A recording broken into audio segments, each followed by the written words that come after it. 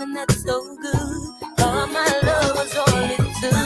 You need to give it up. Had about enough. It's so much you see.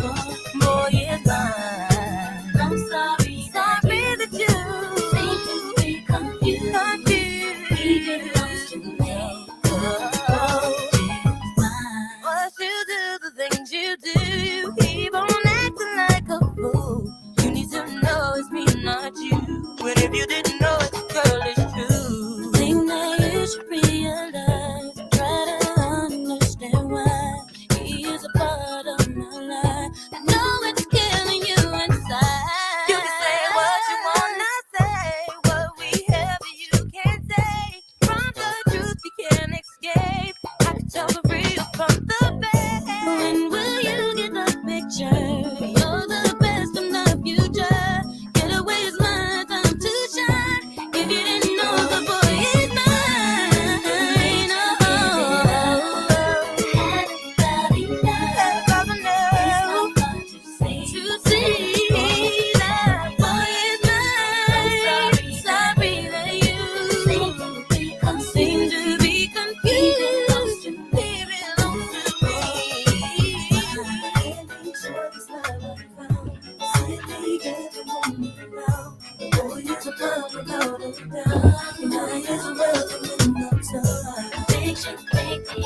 You, I'm the one that brought him to special places in my heart. He does not love me, it's fine. You need to get on love. Had about enough. It's not hard to say. Boy, it's mine. Oh, no. You need to give it up. About enough. It's not hard to see. The boy is mine.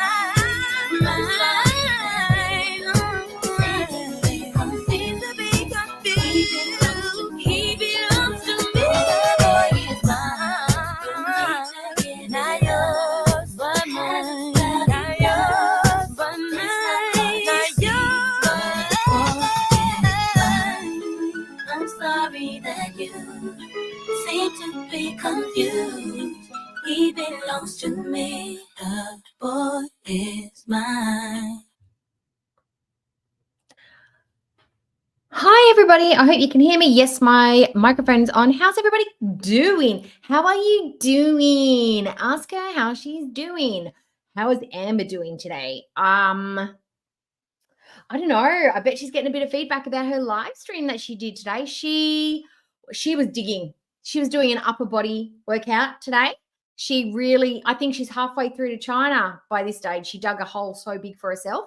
What does everybody think about it? Thoughts, feelings, ideas, hypothesis, thesis, doctorates. Tell me. Now, I see in the chat. Hi, Mash. I hope you're feeling okay today. Hey, Katie K, Dohickey, Jilly Witchy, Panda's here. I see Panda was first. Lychee Dreams was here too. Anola, hello, Anola.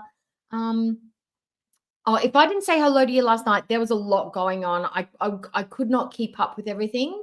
So that's I'm still talking to myself. That's why I was a little bit not as like engaged with the chat because there was a lot going on. I was trying to listen. But yeah, hi everybody. Nulls and Cobes broke up. I don't watch their stuff because his house grosses me out. His food grosses me out. He looks like he smells.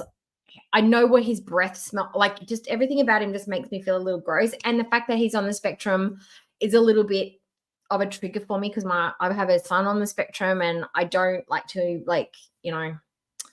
it's weird for me. But I hear their interactions together are quite explosive. So that's exciting. I hope you guys look. Foodie sat down and ate some mukbangs. I do want to show you something though. Okay. Now, Foodie gets FOMO. She's like that middle child that sort of like is lusting after all the attention from the parental units, but just cannot manage to get it. Hi, Jason. Now, this, you guys have probably already seen it, but I just thought this was just a desperate cry for attention today. Okay, I'm going to make this bigger. Oh, no, not on this screen though. I need to see what I'm doing. Okay, make you bigger here. Big. Okay, I'm going to share this one. So this was her thumbnail today, okay? She was sitting doing a live after she said yesterday, I'm not going to talk about Amber's stuff. This was her thumbnail.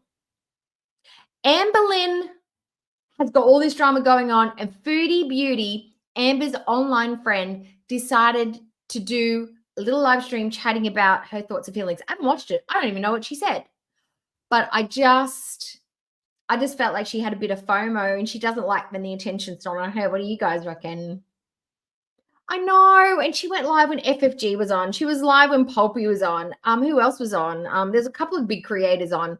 And she's like, I'm gonna sit here and I'm gonna sing a bit of Rick Astley in my filthy hijab and like just sit and sing by myself. Oh, and you've got to hear the singing. Did you hear the singing at the very beginning?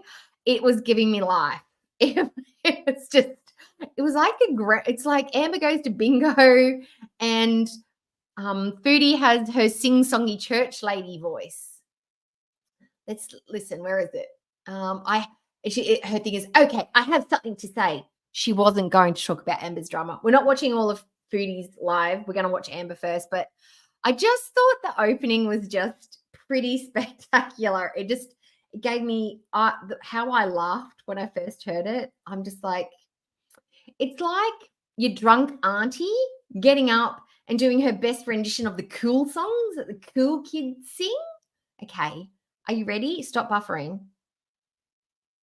You've got to listen to the singing, okay? Listen to the singing. You know the rules, and so do I. Hi, baby girl. Yeah, na. Thinking no. Listen, that I'm gonna have to clip that into my intro because it's too good. So do I. You know the rules, and so do I. It sounds like she should be in the choir for Sister Act. You know what I mean? You know how they used to do the old 50 songs and jazz it up and give it a little bit of pizzazz? That's what Foodie Beauty was doing to that Rick Astley song. Anyway, isn't there a whole meme about Rick Astley at the minute? What's that about? Something isn't it the cool trend that all the kids, that's why she's done it. She's trying to go viral. She's been watching the TikToks. Apparently, it's a bit of a trend at the moment for the kids to Rick Astley their parents. It's to throw in Never Gonna Give You Up randomly. Like the other day, I saw some kids who were playing windwood instruments at a recital, and they did the Rick Astley song, and the parents are like, oh my God, you guys are so embarrassing. Like she's trying to put two trending things together in one video. Foodie, so embarrassing. It's so embarrassing. Oh my God. Oh, no. We don't like that. Okay, so let's get into Amby's stuff. You ready? I know you've all probably watched it on a couple of channels today, but I know you're all just sitting back with your popcorn thinking, I'm going to chill out with Doe. She's going to say some dumb stuff in a funny accent.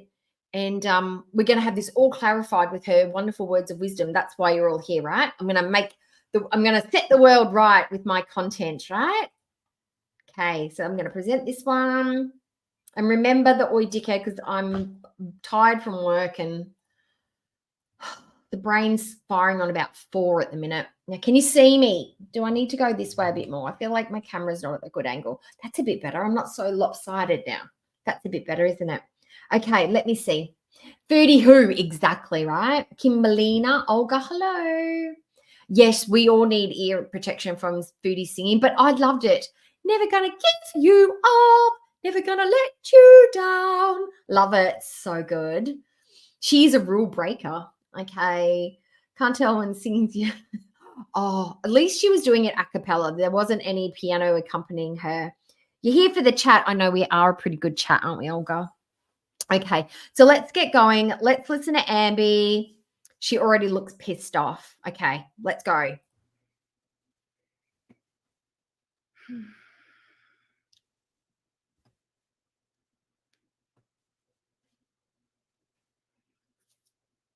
Hi.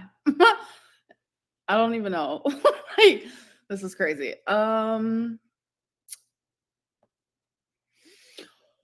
I'm nervous. So I just want to start off by saying that. Well, I'm going to say it because that's my natural reaction. The way that she's awkward and giggling and smirking and smiling, she is loving. I know she's saying she's hating it, but she's loving all this attention. Like, it makes me I feel a little bit sick in the stomach because she's just a little noise that she made. I hate it. Hi, Natural. Hello, Whiplash. Deal? Press 1 if you see me. Hun, we can see you from the fucking moon. Because everyone's saying, where are you? Oh my gosh. Okay, you guys do see me. Okay. There's a delay, hun. A delay. So I'm just gonna wait, obviously, for more people to come in here so I don't have to like repeat myself. Which I do feel like is gonna happen, obviously.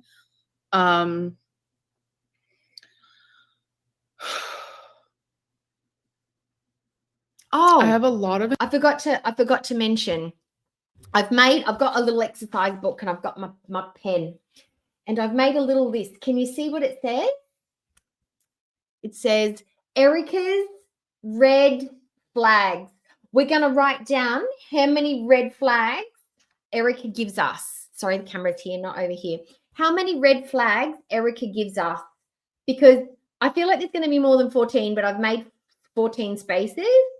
I just wonder how many flags red flags a person's got to have before you say, nah, it's not worth it. It's not worth the time. You know, before it's outside the bounds of normal. Because I heard, because I have watched bits and pieces of this, that there are a lot of them. Anxiety. So that is a situation. Hi,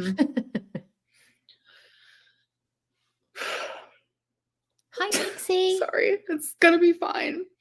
It is gonna be fine, Amber. You're a strong, independent Black woman. I just want to make it like very clear that like before Amy gets into a fake crying, I just want to say, just in case it was misinterpreted, I was not saying that with my song choice that I played. I was not saying the boy is mine because Erica is masculine looking for a lady. It was simply because it's funny because we've got two ladies fighting over the one person. It was going to be Michael Jackson and Paul McCartney, but I prefer the Monica and Brandy version. And you just had to extend your imagination and imagine that it's two lesbians fighting over one masculine appearing woman. Just stretch your minds. I was not trying to call Erica a boy. Okay. It wasn't literal. It was situational. Okay. Just clearing that out right now before anybody has a go. The only reason why I ever said Erica's name is because like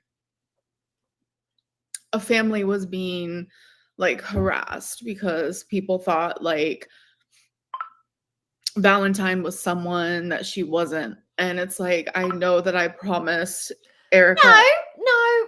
No. Okay, we've already started off. I know she's only said like 5 words, but Tommy's family was not being harassed because they thought she was Valentine. Tommy was being yelled at and talked to in the DMs on Insta because she's a feeder and she was in a relationship with you. The whole Valentine thing was just a theory we threw out there for funsies.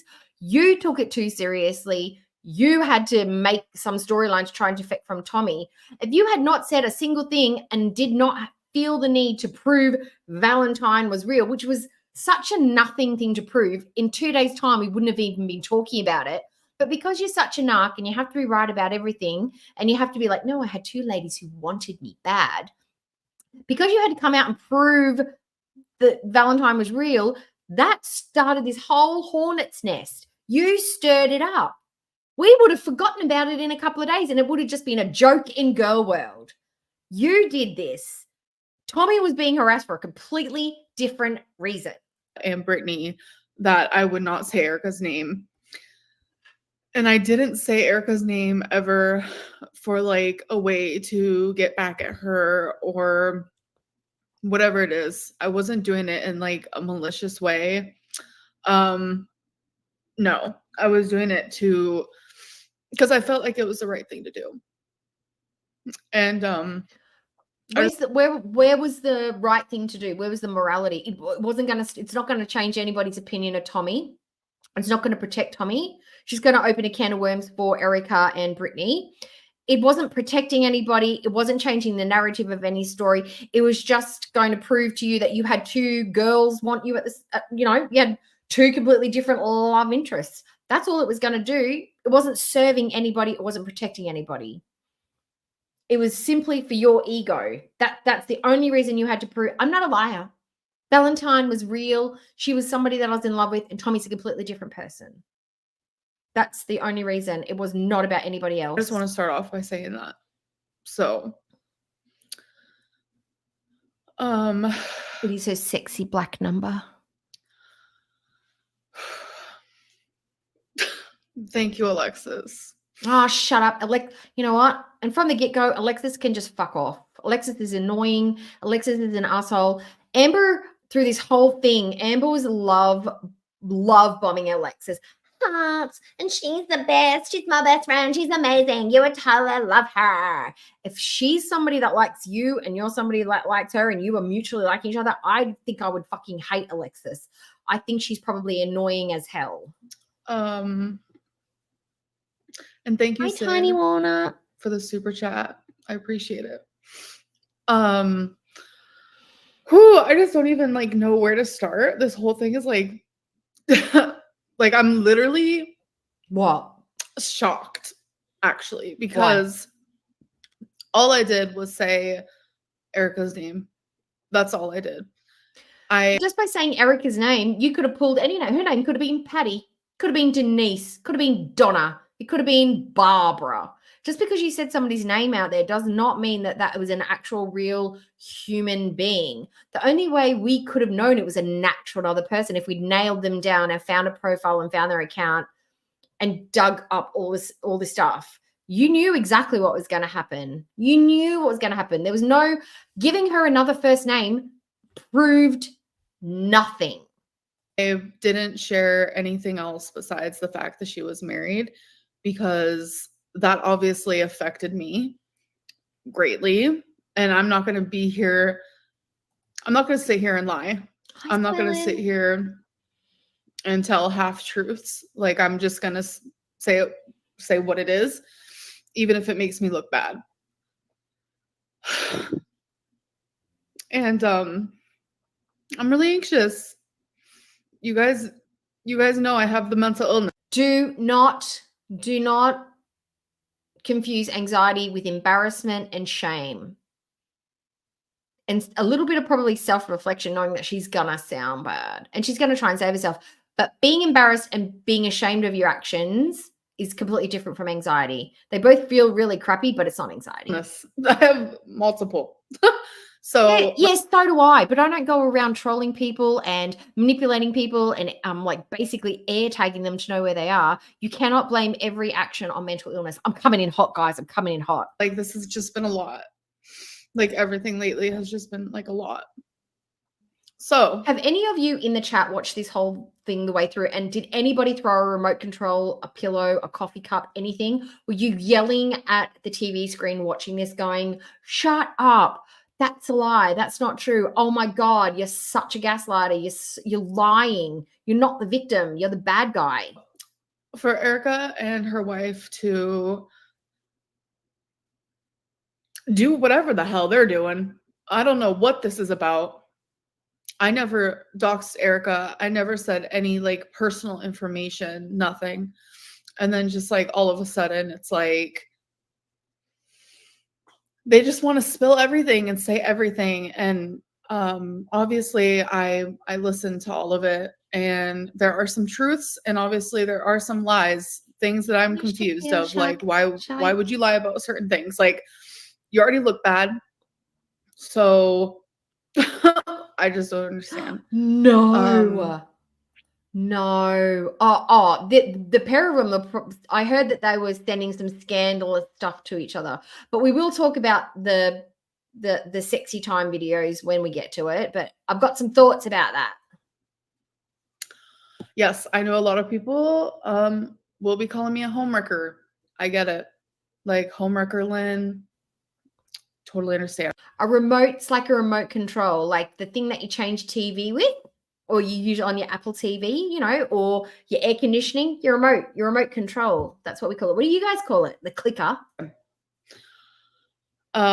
So I guess I can just start now. It was back in September. I received a message from Erica. I guess she saw one of my TikToks on Zachary Michael's channel. And because Zachary Michael was talking about my TikToks, like reacting to them. And in one of them, I said how I didn't have a type, but I really liked mask and possessive women. I told you, what did I say last night? What did I say? It was the sexy TikToks. That's how you trap a man, guys. That's how you trap your ladies.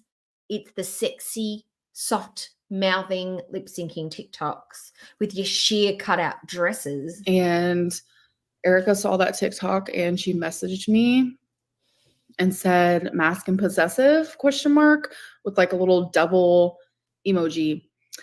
And you know what? I was single.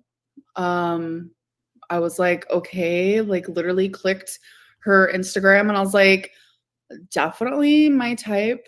Like cute. So I replied. And we started talking and conversation got serious pretty quickly in the sense of like she told me a lot about like her past and things with her family. Oh, yuck. And Oh, she God, just opened up to me really quickly. Natural. I didn't think I'd have to send someone to the corner so quickly, but corner, ma'am. Corner and face the wall. Do this as penance. Ew. No. I'm telling you, like lengthy conversations, like paragraphs of just her. Isn't that how they get you though? Like they make you feel so close and so important and so like I'm special and I'm different and they must really trust me to like to give this, you know, really special secret information to just me, you know, so soon and so quickly. Like it's that instant connection, that love and lust at first sight. Like what a sucker. Her just opening up to me. And it made me feel comfortable to do the same. So we became friends, I would say. Shakil. And during that time, I did find out. So some of this is going to be like what I thought at the time was true when I later found out wasn't true.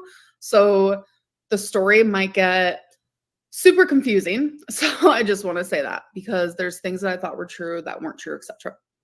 So when me and her first started talking, she told me that she was married, but she was married for financial reasons and that they were in an open marriage and that her wife didn't even live with her. Her wife was living with her partner, like her other partner that she was in a relationship with. So I thought that was like hectic.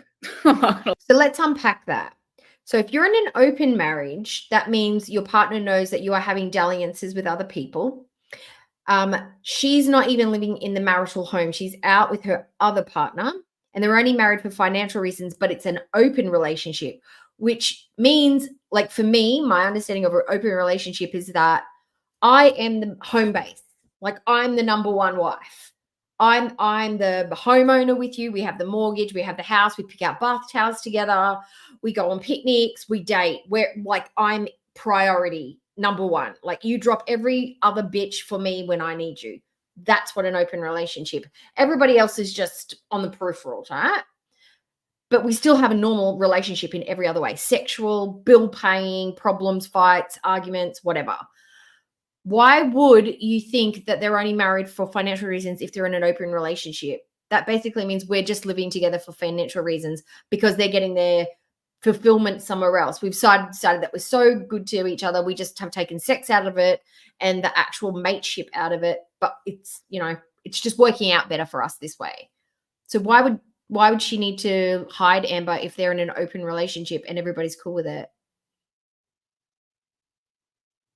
And Amber knew this from the very, very beginning. She knew from the very beginning that they were in an open relationship. So that's number one. She's laid some information down for us. A lie. I was like, that's pretty hectic. An open marriage. Hi, Oceana. Okay, everyone does their own thing. Like her wife is in a whole ass other relationship. So Erica said that she can do what she wants. And I never really understood it. I tried to like understand it more and talk more about red flag. That's a red flag. Confusing. Oh, okay. No, we've got a couple of red flags. Married, and confusing relationship status. We were already up to 2 red flags. it, but Erica would always like just be like, me and my wife have an understanding. That was always her like go-to, was me and my wife have an understanding with each other. So she didn't want to explain that understanding to me.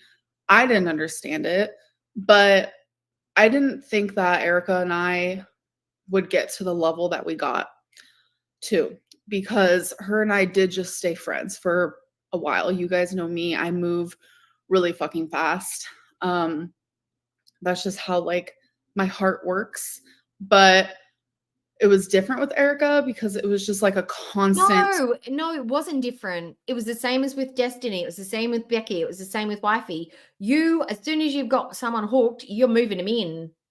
It wasn't different with Erica. It's the same behavior with everybody you meet.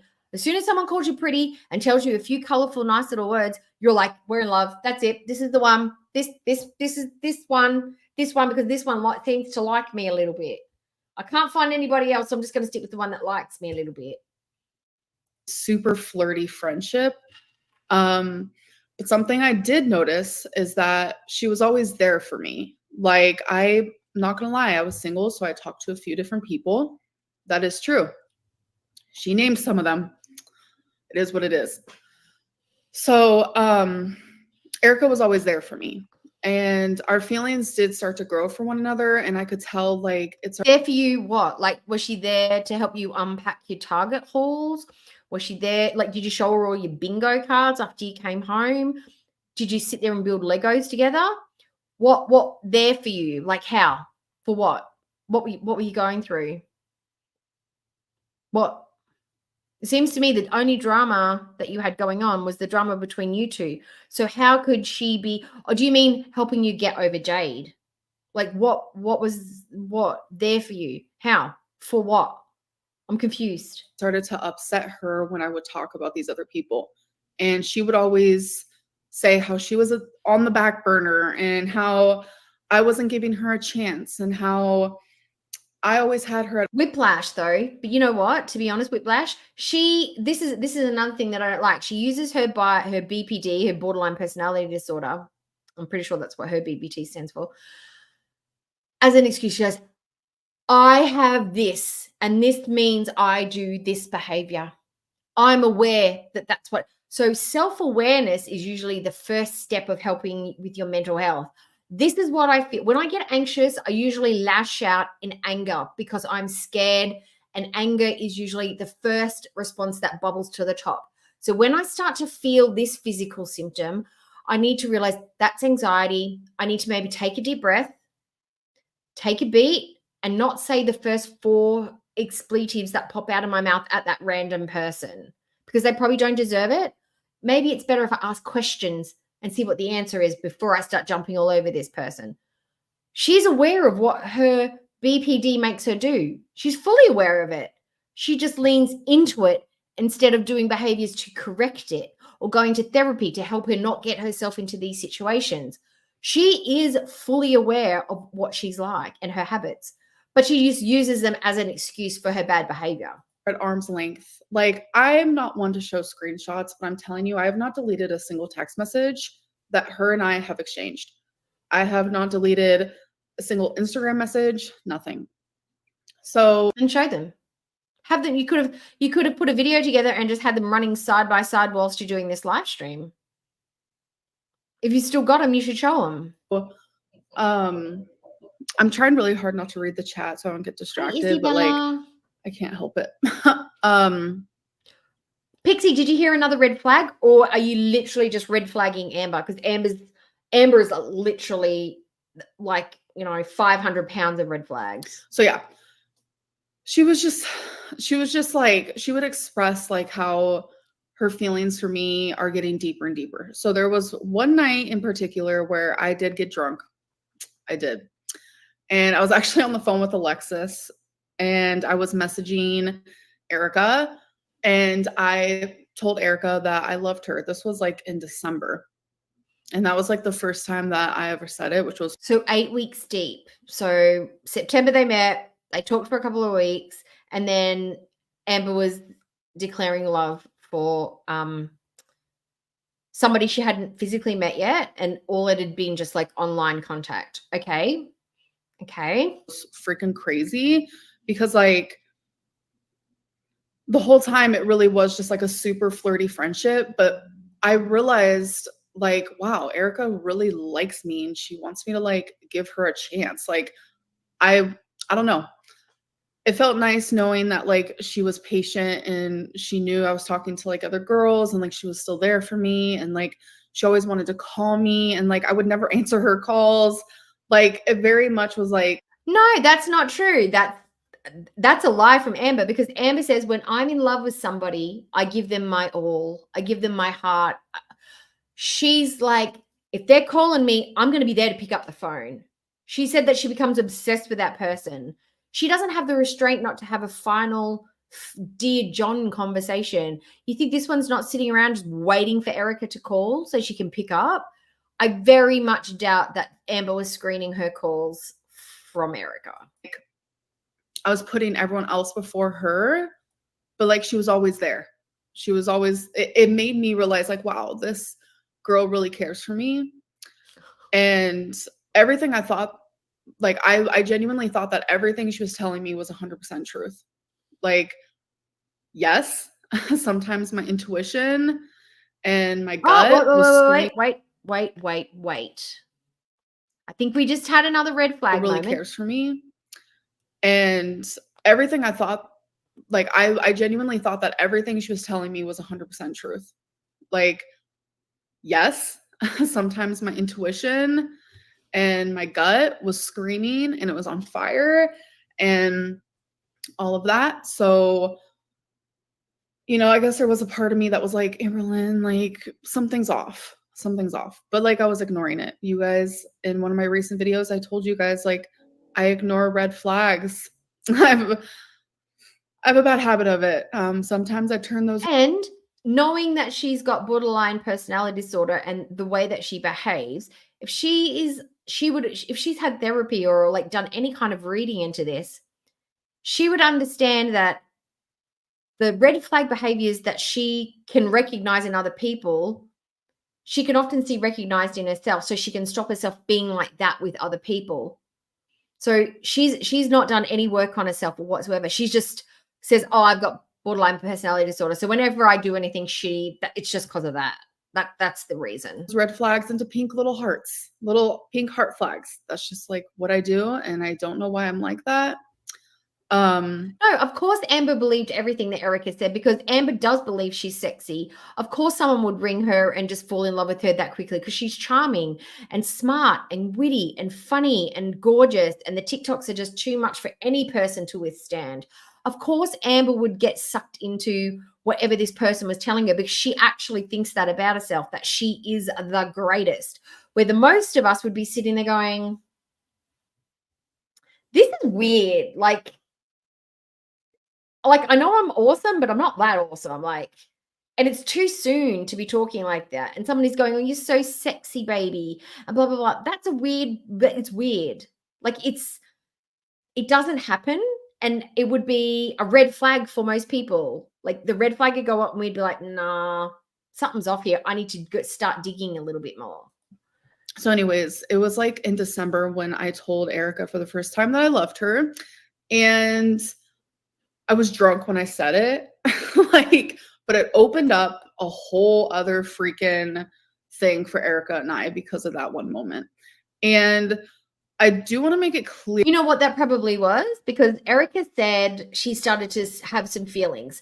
Now, when I hear that, that doesn't mean I think she fell in love with Amber. What I think that means is she probably started to feel guilty because she was getting the impression that Amber was maybe not the biggest bitch that, like, she's not the bitch that she is. She was putting on a fake facade to suck this person in so that would like her, so they would fall in love with her. But I don't think Erica was falling in love with her. I think she was probably feeling a bit guilty. She was starting to get a little bit concerned that these things were like, maybe Amber is falling in love with me, and that's a pretty shitty thing to do, to make someone fall in love with you and then just ditch them, which is what I'm going to be doing. I think maybe Erica was starting to feel feelings of guilt and that this is not a nice thing to do to another person. Do I think she was falling in love with Amber? No, I don't. Absolutely, I don't think so. But Amber thinks that as soon as somebody likes you, it's such a short, hot leap and a jump into love land. Like, love doesn't take time to grow. Like, some people find different things different to love. It's not just like, I'm attracted to you, you're attracted to me, we're in love. Like, it's not like that at all. Clear that in Erica's story, she said that we stopped talking for a little bit. I know. It's literally gross, the only reason why we stopped talking is because she got mad at me because I actually started communicating more frequently with another girl, and she got upset about that. That's the only reason why we stopped talking, and was that's literally not true. But that can't be true, Amber. That can't be true, because you said, because I have BPD, when I have a favorite person, that's it. I imprint like a duckling. There is nobody else. I become obsessed. You wouldn't have time for somebody else because you were in love with Erica. Erica was your girl. She was the one. only for a few days, and then she came back. Like, I don't understand. I wasn't the one who messaged her after those few days of her just being like, I'm done. She came back to me. No. You text her on a burner phone and she probably called you back or texted you back. You were chasing her. You needed a final goodbye. We heard that in the phone call. A few times. Just saying. No, I'm not trying to be cocky, but she literally couldn't get enough. She was trolling you. She was working you. It was funny. They probably sat on the bed and keyed over the DMs. They probably wrote the DMs together like, oh, tell her this, say this, and see what she says back. They probably had a good old jolly chuckle at your expense. She probably had more than enough. But, of course, the narc has to think that she was slowly falling in love with me. And she completely downplayed the relationship that we created. So back to what I was saying. Once I said I love you in December, things did change. We started to talk more. I actually started to answer her phone calls. We would, I don't know, I just felt like more comfortable with her. Things became more... Wait, that's confusing. So if you told her you loved her and then you stopped answering her phone calls and she was reaching out to you hardcore, but then after you started talking again, because she was reaching out so hard to you, you felt super, super comfortable with her after not talking to her by your own choice. That doesn't make sense. That doesn't make sense to me. It says that there's going to be an ad that's about to run, so I don't want any of you to like miss some of the story. So we're going to take a little break. Plus, I feel a little dizzy. This is a lot.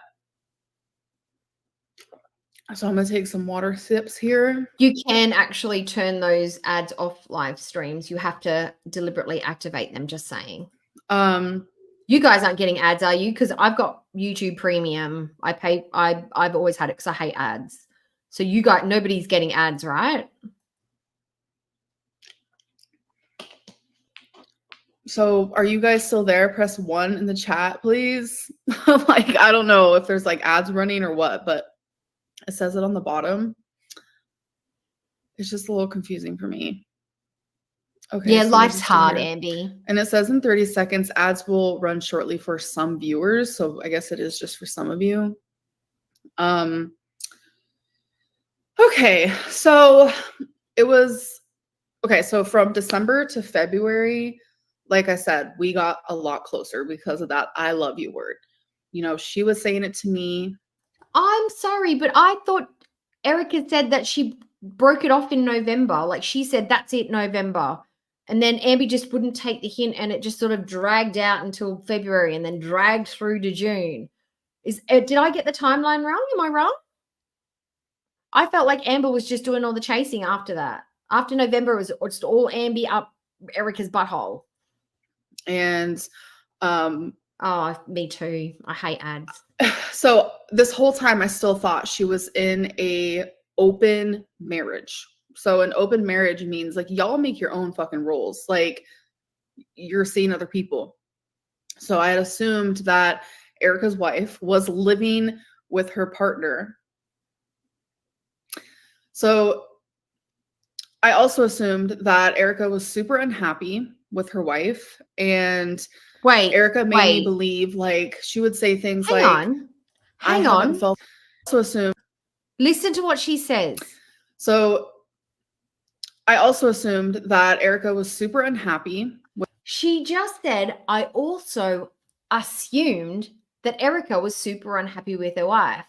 That makes me feel that Amber was like, oh, if she's trying to hook up with me, she must be unhappy in her marriage. Like, otherwise, why would you do it? They were in an open relationship. That's what they did. Or Erica was just really unhappy in their relationship. Which one is it? Which one is it? With her wife. And Erica made me believe, like, she would say things like, I haven't felt this way in over a decade. Like, you opened something inside of me that, like, I didn't even know was there. Like, just typical standard, now that how I'm viewing it, straight up like manipulation, love bombing type deal. Oh, wow. And you fell for it. You fell for it. Anybody in their 30s, even in my 30s, if somebody started talking to me like that, like 8 to 12 weeks in, like, you're my everything, I've never felt this way before, it's so amazing, I'd be like, whoa, okay, like, chill, bro, like, calm down. Not, let's move in. That's crazy. Speaking of the word manipulation, before I continue on with my story, it's like, hi, shenanigans. Brittany and Erica said that they messaged me as a troll in the beginning. So Brittany is supposed to be a therapist. They watched me for what, over 5 years? You can be a therapist and an asshole all at the same time. Duality, it's a thing. They knew my mental health. They knew my mental state. They knew who I was. They knew that I had BPD. They knew these things, and a therapist still chose to troll me. What is that? Like, no, she gave her wife the green light to troll you. And they probably kiki together for a bit. And it's a shitty thing to do. And it is something that it's not even a therapist. Like, nobody should be doing that to anybody. Therapist, doctor, nurse, librarian, guy who works for the council. Nobody should be doing that. It's cruel is what it is. That is like, I feel like being glossed over. And oh no, you get special privileges. Foodie gets pretty privilege. Amber gets, I've got mental health problems. I have BPD privileges. I can't be held accountable for anything that occurs in my life by my own actions because I have mental health illness. It's a privilege. She is privileged. She's got special discompensation. It's just wrong. Like, what kind of a therapist would do that to someone? Like, regardless of how much you like them or dislike them or even hate them. Like, it's odd to me, and I'm not understanding it. I don't even know if I fully believe that it started as a troll. I don't know. Maybe. Of course she wouldn't believe it. Why would someone troll me? I'm Amberlynn freaking Reed. I'm hot. I'm smart. I read the books. I'm into Lego. I go to bingo with my mum. I'm fucking cool. I'm the best. Why? Why would they troll me? Even after being told that she was part of Hater Nation or she used to watch Hater Nation and she didn't like you, I still find it hard to believe that it was a troll. Maybe it did, but the fact is, Erica fell in love with me. Erica. No, she may have, look, okay. Guys, men, gentlemen, and even maybe some of the ladies out there, if you're a player, have you ever told a girl that you love her just to sleep with her? Have you told her she's the cutest, the sexiest, the nicest, just to, so you could just slip it in? It's not unheard of to chat the girls up just to get what you want. And we know from Amber, you just got to throw her a few compliments and she's yours. So, and love is just a word. You don't have to mean it when you say it. If you're trying to convince somebody of something, it's an easy word to throw around. It's actually harder to say when you mean it. Like, because you're actually putting something on the line and the word has a bit of value to it. If you don't love someone, it's it's easy to throw it into the conversation if you don't mean it, because you don't have to worry if you need to take it back. Of course, Amberlynn would believe that she's fallen in love with her. Why wouldn't she?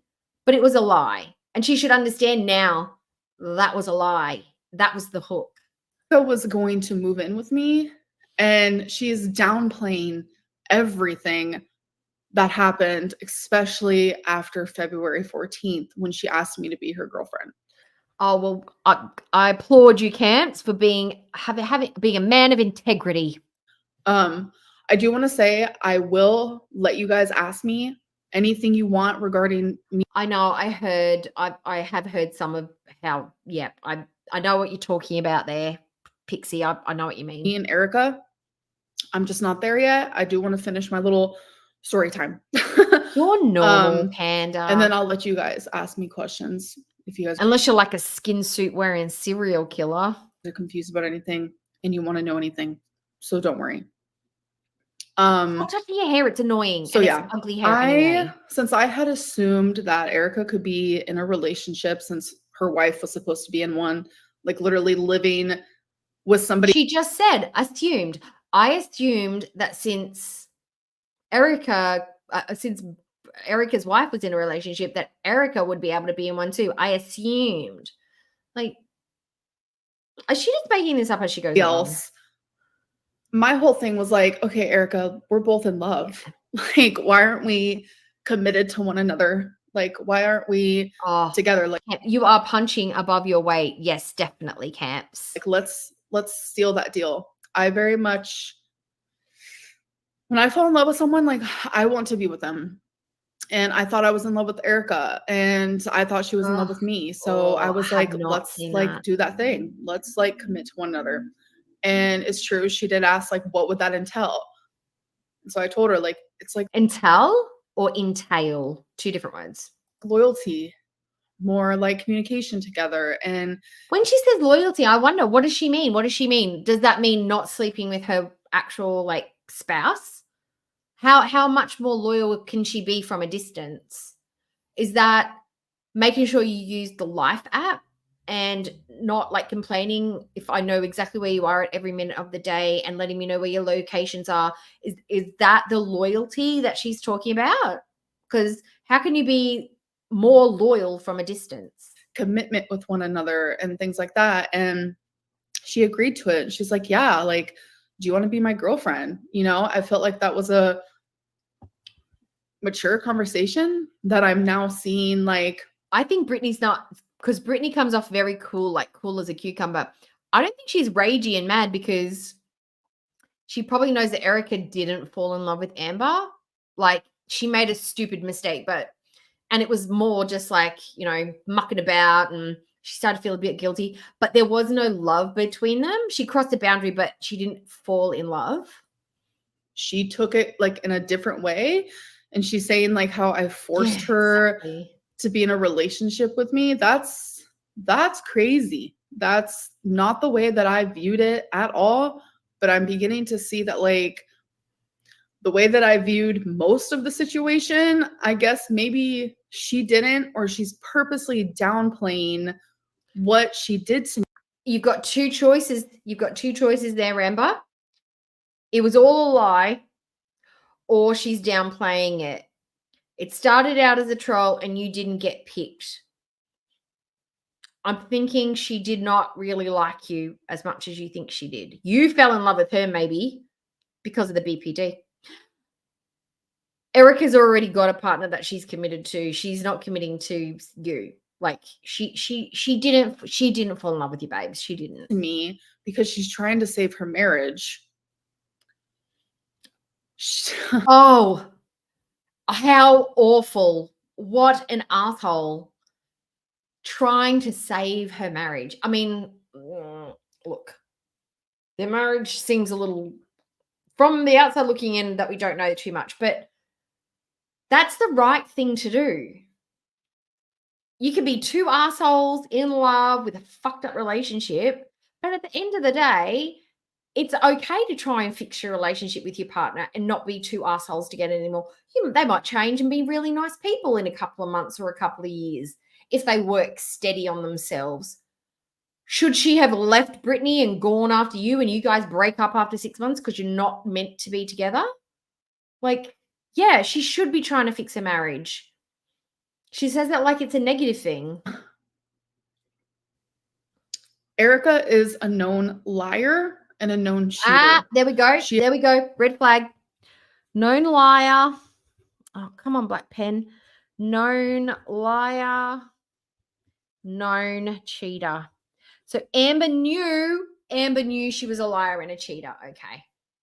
She has cheated on Brittany multiple times. Amber does feel dumb. Like, so many times. And Erica told me everything about their marriage, about all of the times she's cheated. Brittany's a cheater. Their marriage is a mess. Their marriage is a fucking mess. So in my brain, it made sense. So in Amber's brain, she thought, yes, I'm going to involve myself and fall deeply in love and send nudes to somebody who was untrustworthy, a liar, a manipulator, and a cheater. I'm going to give my whole emotional heart to somebody who can't even stay committed to the person they've already chosen before me and has been with for a long time. That's what I'm going to do. I'm going to give everything to myself to a really atrocious human being that's not trustworthy. Great plan. To me, these two cheaters want to be in an open marriage. It makes sense. They're not fully happy with one another. So I believe no, that's where you're wrong. See, this is what Amber thinks. You must be in an open marriage because you're unhappy. Some people, I'm not one of them. Some people are comfortable having wider boundaries than others. Some people can handle the idea of their partner being intimate or dating or hanging out or having pash fests with another person. It does not upset them. They understand that sometimes to keep their partner or to satisfy their own needs and wants, that going outside of the two of them actually fulfills them more than keeping it separate and just the two of them. That actually makes their marriage better, work better, and happier. Doesn't always work out, but some people can do it and they absolutely thrive. Just because somebody's in an open relationship does not mean that they're unhappy. That's the assumption that you've made. She probably wasn't told that. She's just assumed it. Believed their sob story. I believed everything. I thoroughly did.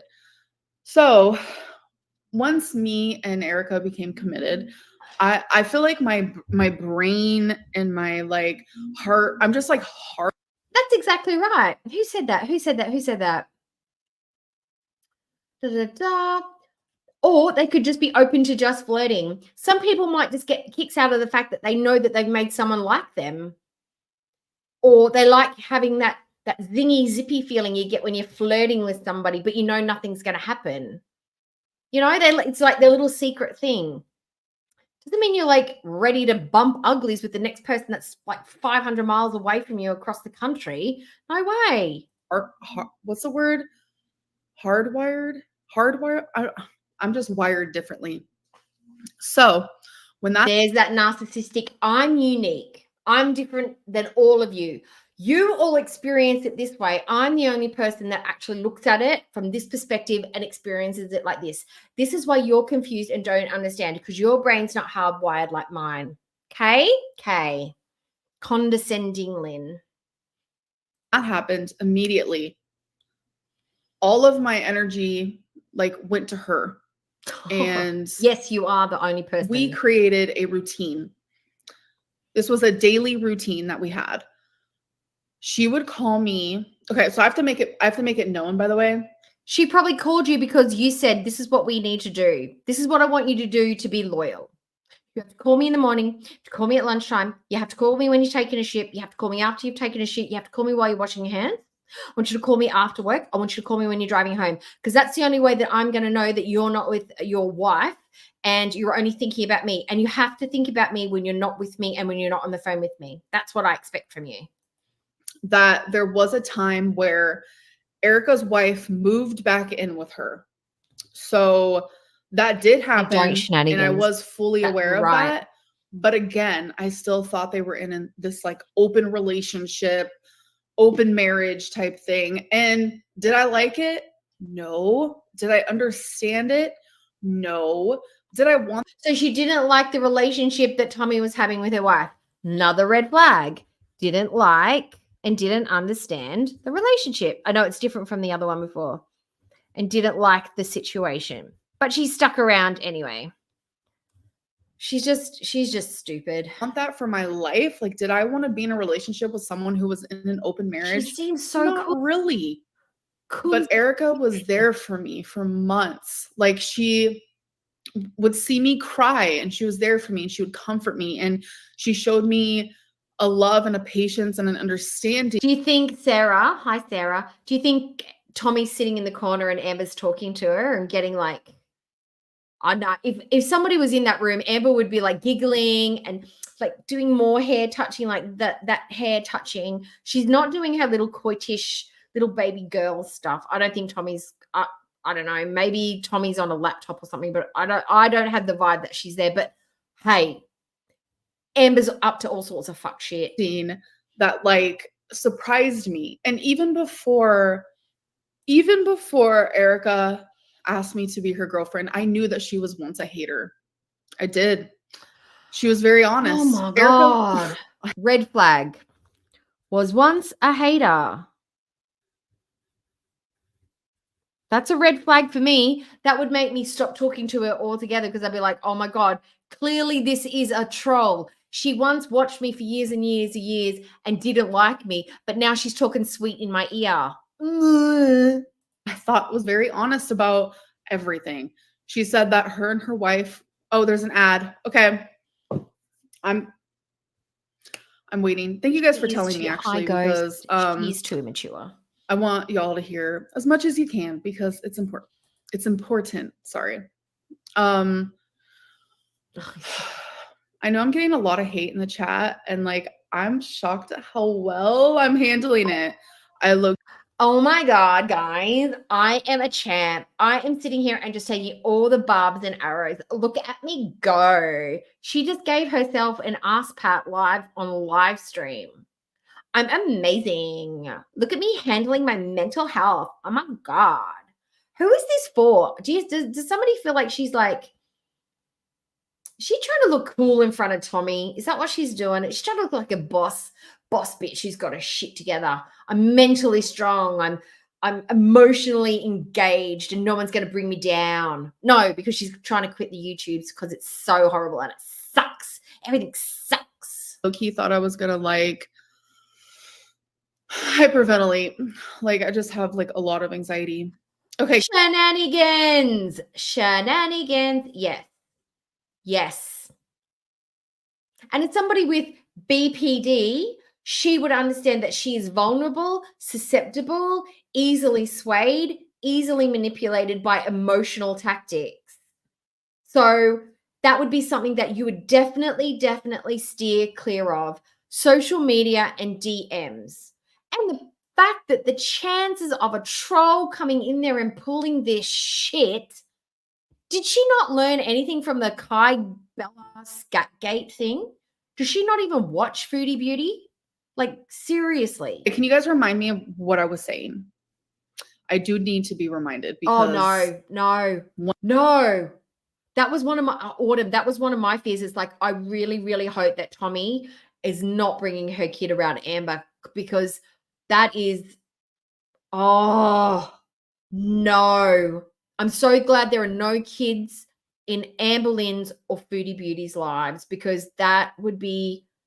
I feel so bad for kids that are raised by narcissists. It must be really just the trauma, like to always second guess yourself, to feel guilty, to not have the confidence when you should have the confidence because you're always told that you're wrong, you can't make a good just no. I just no kids around either of these two women. Once I get sidetracked, I forget where I'm located.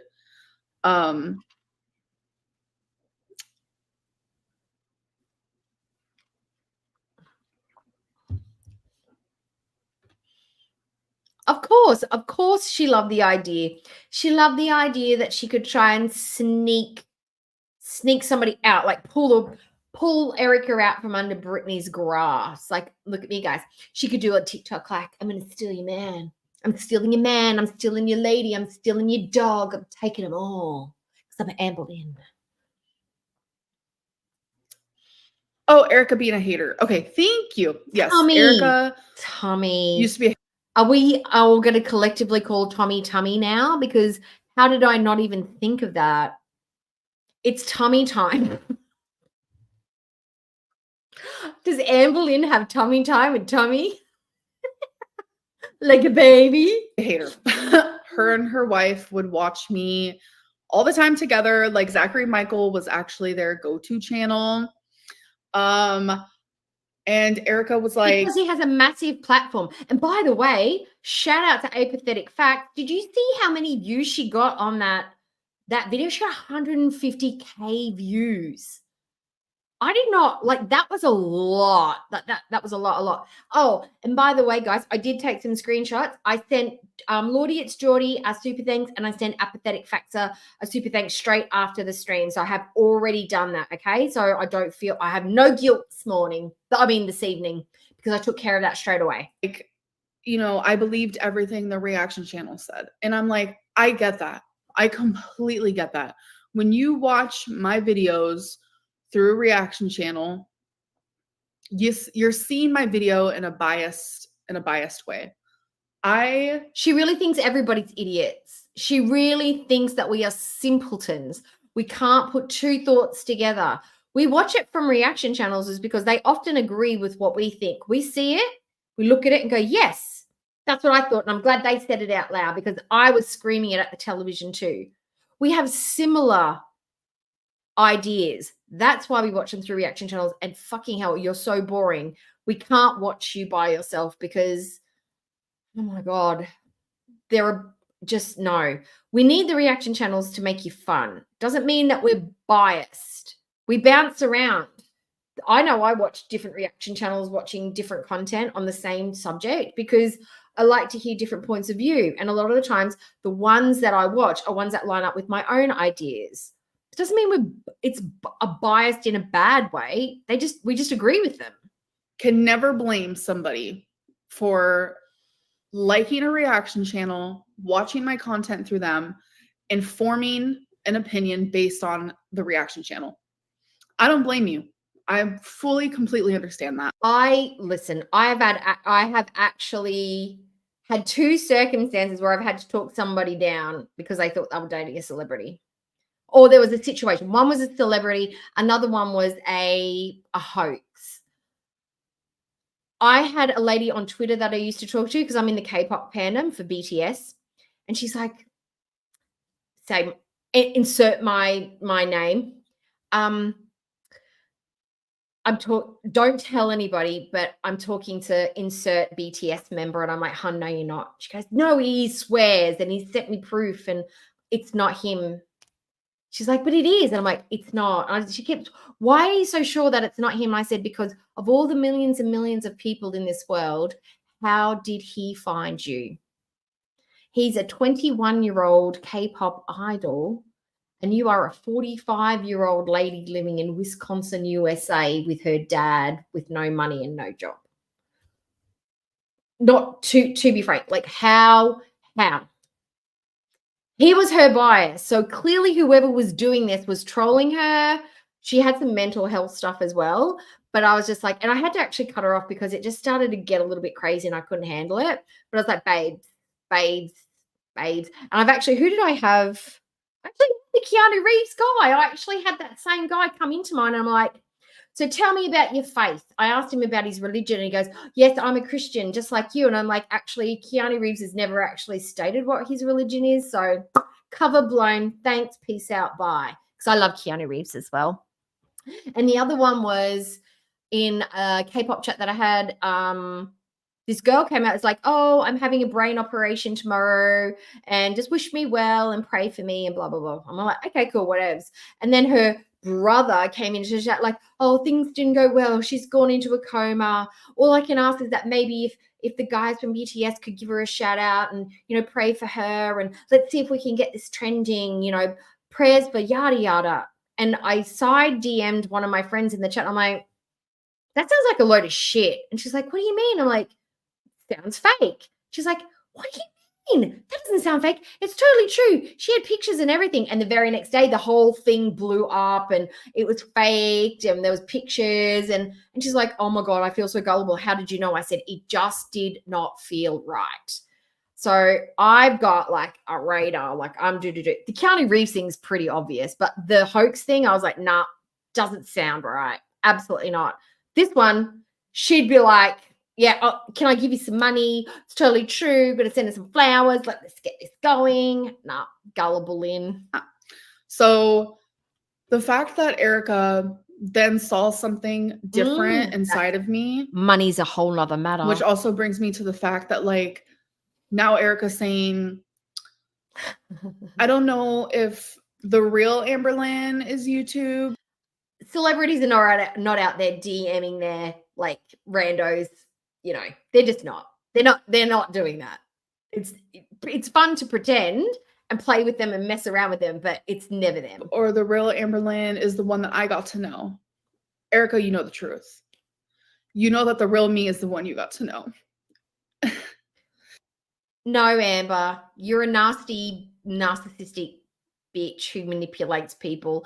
The sweet side that you often showed her or pretended to have, that was you trying to, manipulate. You're just manipulative. And you know that because you know my heart. And through all of the shit that you hurt me. No, she doesn't know your heart. It was all fake.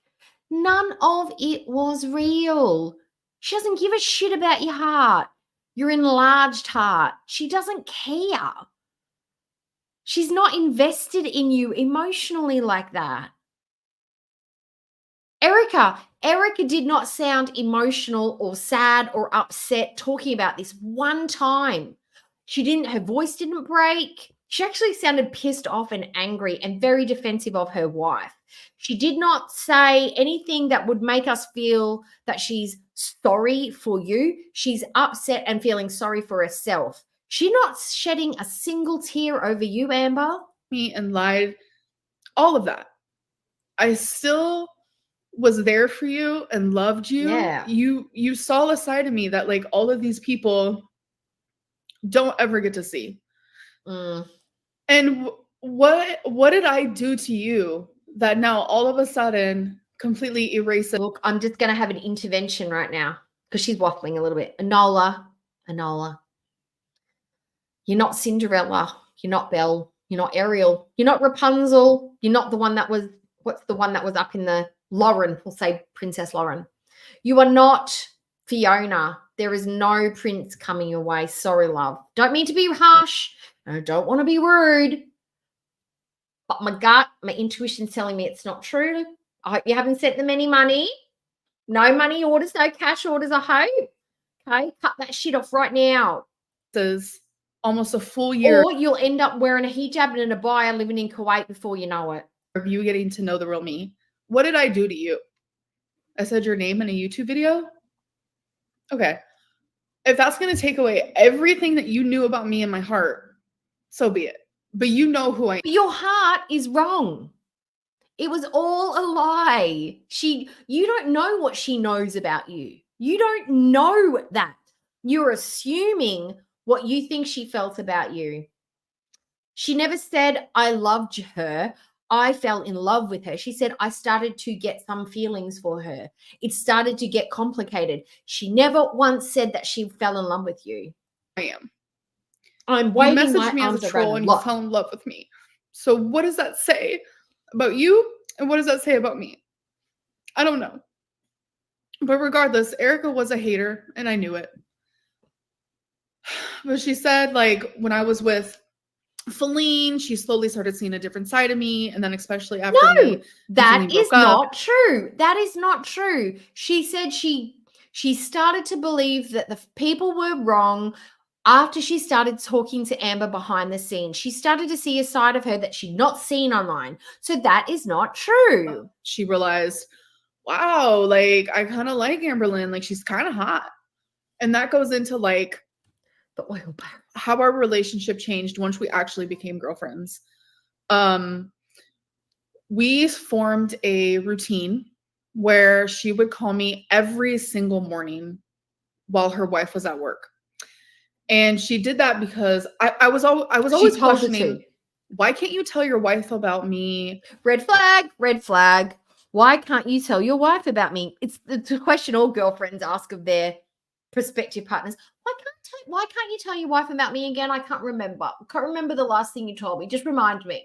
Tell me again. Because you're lying to your wife and this is an entire troll and you don't love me at all. Okay, that's not what I remember from last time, but okay, I love the truth. Thank you. If you're in an open relationship, like, I don't understand. That was another thing in my brain and in my gut and in my intuition where I was like, something doesn't seem right. So I would always ask, like, why can't you tell her about We're me? up to 7 And she's like, like, red flags. I just don't want to hear it. Like, I just don't want to hear what Brittany's going to say about me being with Amberlynn. Da, da, da. And then I understood. It made sense because I was like, okay. Because you guys used to hate watch me. So you don't want Brittany to make fun of you. I totally get it. I did feel ashamed. I mean, I did feel ashamed. I felt like she felt ashamed of me. Okay, red flag again. She felt like Erica was ashamed of her. That's a big fat red flag. That is a, you're ashamed of me. You can't claim me publicly. You can't even in an open relationship tell people that you're with me. Then no, peace out. Peace out. But I accepted it for what it is. A toxic, call me desperate, jacked up relationship. Call me lame. I don't even care. But she always had the right answers to every single thing that I asked. You can only be a player if you've got some game. Amber doesn't have any game. Her. She's not the kind of sweet talker. She's a manipulator. She's an emotional. She tugs at the heartstrings and people's vulnerabilities to manipulate them. She's probably learnt this as a kid in the foster homes with parents that were drug addicts, like her foster parents, adults around her. It's probably a mechanism and a muscle she's built up to protect herself. She's learned how to manipulate and read people really well so she can get what she wants out of them. That's a skill that she's got. If only she could harness that skill for good. She could be in telemarketing. And it made me believe her and it made me stay. So anyways, it says another ad's going to run. So hold on a second. Let it do that. And then I will continue on with the story. Someone said address the story, or should it be the details? Because it shouldn't be a story. A story makes me feel like you're making it up as you go along. The details would be the truth. Ozempic, literally, semaglutide did stop working, but you guys, I'm not gaining weight. I'm actually losing weight. There was a video that I was going to post, which had a weigh-in. But then just like this whole fucking Erica thing started and started happening. No, you had to stop all those pre-recorded videos because you normally 6 days ahead are now out the window because the whole Tommy thing blew up. The Tommy thing blew up before the Erica thing. There was drama before Erica. You cannot blame all of this on the Erica thing that you started. No. And I didn't post the video, but I could show you guys a clip of the weigh-in. Like in this video, I'm low-key sad about it. I'm not sad about it, happy about it. Sorry. She could be a farmer, shenanigans. That's another potential job career for Amber. She could be a dating service. She could be the person that puts people together. You know, she could vet them. She'd probably pick the best ones for herself and put them in a special room at the back. And then just all the weak-willed, lily-livered losers can get farmed out to everybody else. I saw the word sad. But I I am still losing weight. It's very slow since I stopped the semaglutide, but I'm not slow as in like non-existent, or just like slow like the earth turns, or like mountain ranges are formed, like that slow? like gaining weight or anything. Is there still an ad type deal? And I'm gonna need someone to remind me, what was I saying? Oh yeah, I was talking about the routine that we formed. Because I feel like that's when me and Erica got like even closer, and that's when like the plan of her moving here started, etc., etc. Okay, so See, Amber's got this thing in her head that when she's in a relationship, when she feels an emotion, her potential partner or her actual partner is mirroring the intensity of that same emotion inside of themselves. She's like, okay, we're deeply in love. And the other person could be like, oh, that was a nice day out. She's kind of cool chick. She's like, no, that's it. We're soulmates. She thinks they're mirroring the same intensity. And it's like, these are all the things that she's made up in her head. is there an ad? Press 1 if you guys hear me, see me, all that, because I just don't know if there's an ad. Oh, okay. There is an ad. I don't understand this ad thing. I did press to monetize, obviously, because girl, we're gonna monetize this, the fuck out of this, because Yes, you are. Jordy monetized the fuck out of my story. That's most reaction channels do. So it's my turn. But he monetizes all of your content. Why would this be any different? He's a monetized reaction channel. This just happened to be the story that's going today.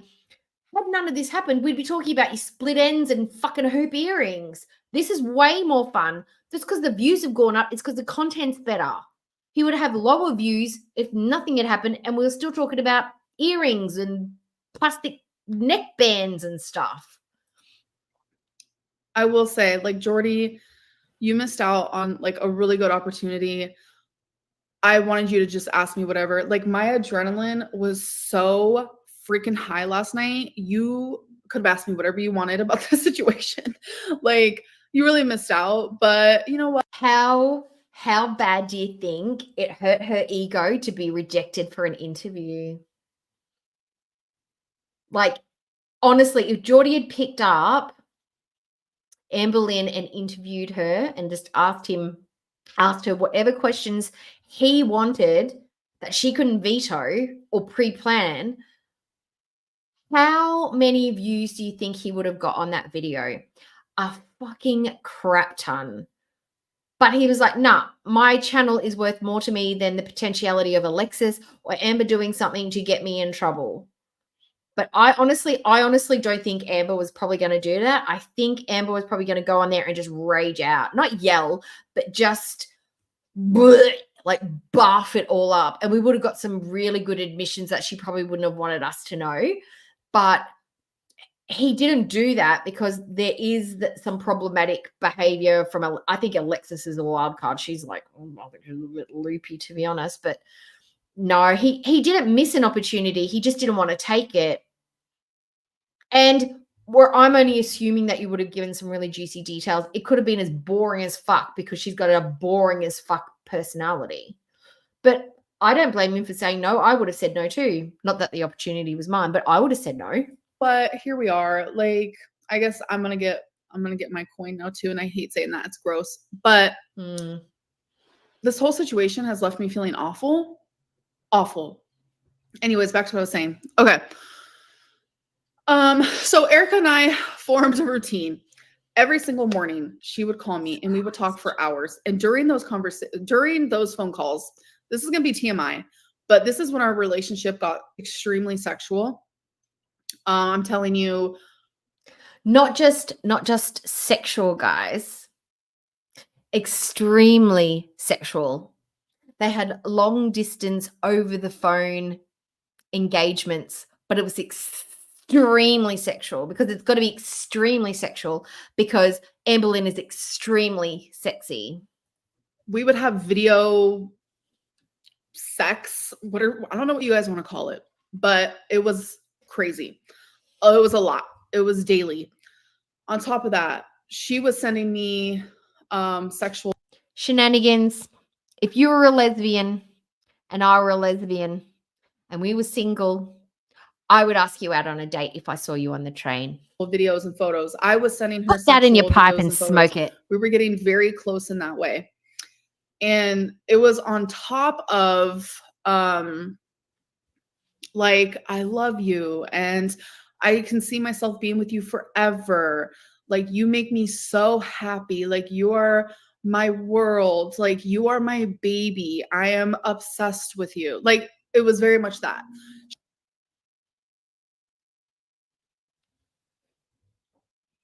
Is anybody else looking for a clue? Like a modicum of sense right there? Because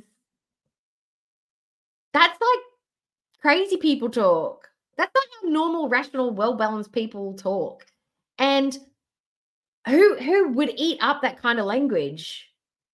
I'm obsessed with you. I don't want you to be obsessed with me. No, I want you to have some very clear, defined, well-rounded mental health boundaries. I want you to be obsessed with your job. I want you to be obsessed with paying your rent. I want you to be obsessed with taking care of your mental health. Do not be obsessed with me. You know, have friends, have hobbies, enjoy your family. And when we've got some free time, let's hang out. But do not be obsessed with me. That would make me go, oh, that's red flag, obsessed. She was giving me everything I wanted to hear. Because you're It crazy. was a lot of, did you put a spell on me? I haven't felt this way in over a decade. It was always like over a decade ago, because she would always compare to me to one of her past lovers who was also a Capricorn. So she would always compare me to this other girl. And she would always tell me Capricorns break hearts. Capricorns are heartbreakers. Like No, we're not. We're absolutely not.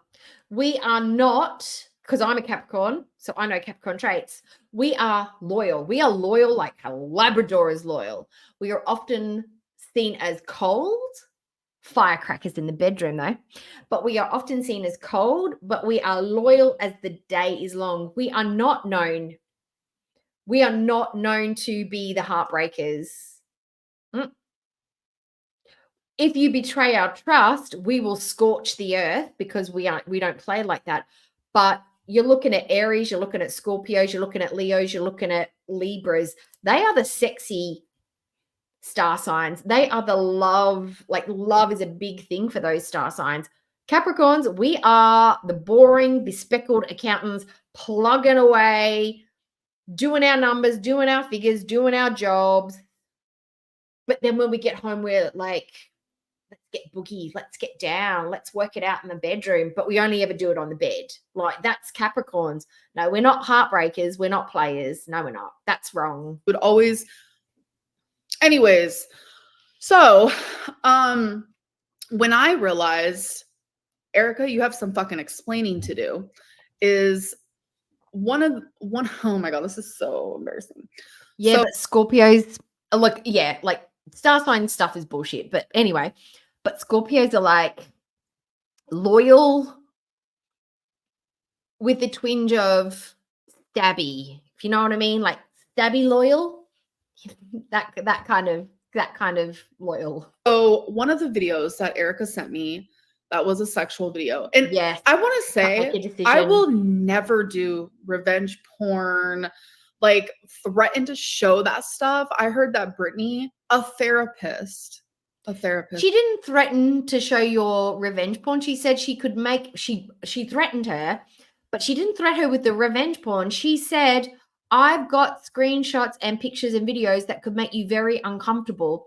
She didn't say what the content was, but she said in a way that it's like, I've got some stuff on you. But she didn't threaten revenge porn. This might add, is threatening to show those things of me. Go for it. Go for it. Like, show my tit. I don't give a fuck, but I will never in my life. I imagine that Amber's boobs are made of custard. Like, her bras are just full of custard, like the custard you get from the carton. You know what I mean? Or like that baked egg custard that your grandma used to make with skin on top. That's what I imagine her boobs are like. that wobbly, how the boobs when they're pushed up and so tight in the bra and the top just jiggles. That's what I imagine. Life do that to somebody. That's disgusting. Wholeheartedly. You won't see me doing that. Never. Does anybody secretly think that Amber hopes that her pics and her titty pics and her nudes are leaked, because then everyone's going to be exposed to how sexy she actually is? Because she can't show that on TikTok. She can only go so far on the TikToks. How are we all going to see the lengths of her sexiness if we don't have a few leaked nudes? That's wild that you would even like Like a bring bag that of up. sand. Like, are you trying to scare me? Like a bag I will of sand say wrapped in every plastic. photo and video that I ever sent Erica, I'm confident in and I'm happy with. That's so okay, do what Jason. you want with it, but know there. Jason, it's like the custard you get in Vanilla Slice. The stuff that, the passion, Vanilla Slice from the bakery with the passion fruit topping. It's that kind of custard. Are consequences. I will say that. So it is what it is. Back to what I was saying. So You can't, but Ghost, you can't have fire without air. Isn't that the rule? You need fuel, fire, you need heat, fuel, and oxygen. once I realized, like, Erica, like I know you're lying, and I think it's time that you like tell me what it is. Tell me what's really going on. So Erica would always give me this spiel of they don't kiss, they don't hug, they don't cuddle, they don't have sex, they don't do anything. Yes, they're in this open marriage, but they're She's a liar and a cheater. Of course you're going to say that to your side chick, because your side chick does not want to envision your partner sleeping with their current spouse. All cheaters say the same thing. they're pretty much just like best friends. That's what she gives me. That's what she was giving me. That's what she was telling me. And that's what I was believing. But again, my gut was like, So during one of the red flag says they weren't having sex. Didn't believe it. We're up to 11 red flags, and I've probably missed a few. Videos that she sent me of her touching herself, Mm-hmm. I saw her wife's slipper in her foot right next to Erica. I'm telling you, like touching her leg I have a while theory. Erica was touching herself. And I was like, let me rewatch this video. And I had to like Amby, you watched it a couple of times. zoom in. I had to like, I was shook. You guys don't even know. Like my heart dropped. Here's my theory. That was not an Amberlynn original feature film. That was filmed for Britney's Spank Bank, and they just recycled it for Amber. She said it was a video. So Erica has filmed that. Part of the play is that Erica is pleasuring herself and her wife's sitting beside her recording it. So later on, Brittany could be like, I've got 5 minutes on my break. I'm going to watch my wife pleasuring herself while I sit beside her and touch her leg. And they've gone, have you got any videos that I could send to Amber? Anything that, that we both, you can't see our faces, but anything good that you can remember? Oh yeah, the one where I'm sitting next to you and you're playing with yourself? Send her that one. That's a good one. Yeah. And she's like, cool. Are you okay with it? You're in it. She goes, yeah, it doesn't matter. You can't see my face. Just send her that one. That wasn't for you, Amber. I think that was for Brittany special. How do you feel about that? You're getting seconds. You're getting second corn, mate. Hold on a second. Hi, Antonis.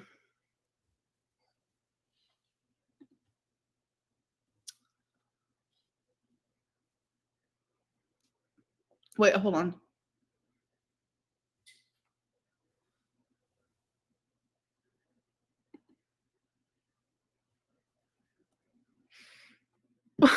You're referring to Tommy as tummy time.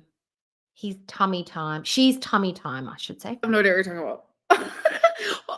Does anybody hate this when Amber does this? Like she has like little side chats with like a girlfriend on the side or YP or Alexis. Like she's having her own little like, I'm so anxious, guys. Little inside joke that you couldn't possibly get.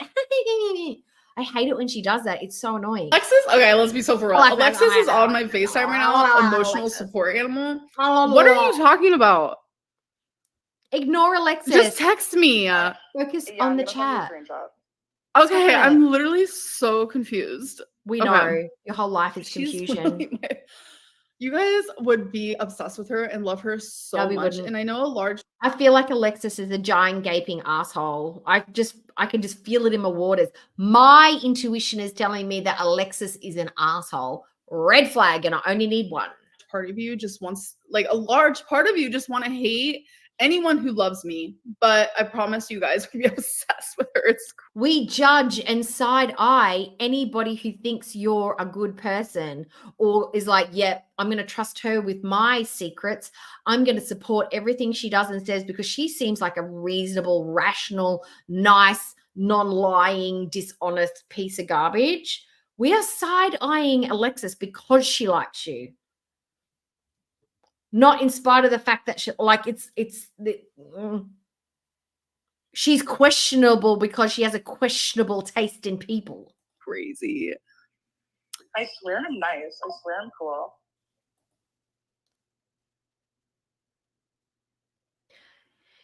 He is currently asleep in the lounge room because it's quite cold tonight, and he's decided that the lounge room is the best place in the house. I don't have him with me at the moment, Antona. Sorry. Did you go? Oh, what I'll do on the community post, I will post a picture of him after the live stream. I'll put something up there so you can bask in his beauty. Yeah, I don't really know. Question mark. I don't know what that means. Okay. So back to what I was saying. Oh, the other thing is Amber's all up Alexis. She's licking Alexis's ass right now is because Erica said that Amber was talking shit on her behind the scenes when she was talking to Amber.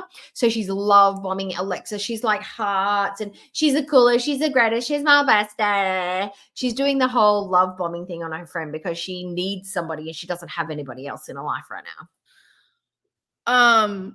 When Erica sent me that video, and I saw like that she was doing that like right next to her wife, like it was like that's when I was like, we need to like actually have a discussion. We need to really have a discussion. So we actually made a plan of Erica was going to allow me to ask her anything because she wanted to reveal the truth about everything. And she said, you know what? Fine, I'll do it. And I'm like, okay. And Erica was so worried with whatever I was going to find out that I was going to leave her and all this stuff that literally one day at work, she was freaking out and she ended up leaving work. She was crying. Like I bet you any money Erica was not worried about what you were going to find out and that you were going to dump her. She was probably worried that Brittany was going to find out and there was going to be a bit of a fight and there's going to be some stress in her relationship. She probably wasn't worried that you were going to find stuff out. She was probably worried that Brittany was going to find stuff out. I've never seen Erica cry. Like you guys, I'm sure you guys have seen her.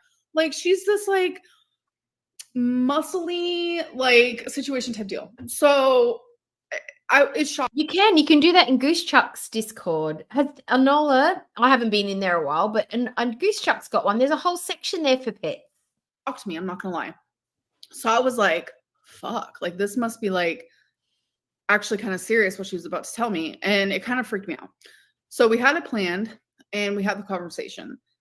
The first question I asked her was, are you and your wife actually in an open marriage?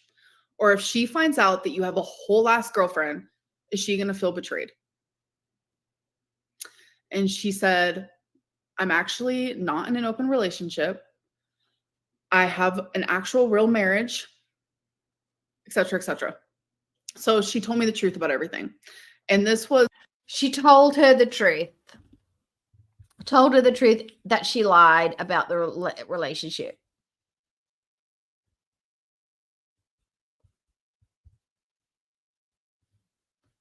Red flag number 12. So me and Erica first started talking in September. Didn't even know she was actually married until I'll say like a month later, maybe 2. Not really sure on the timeline there.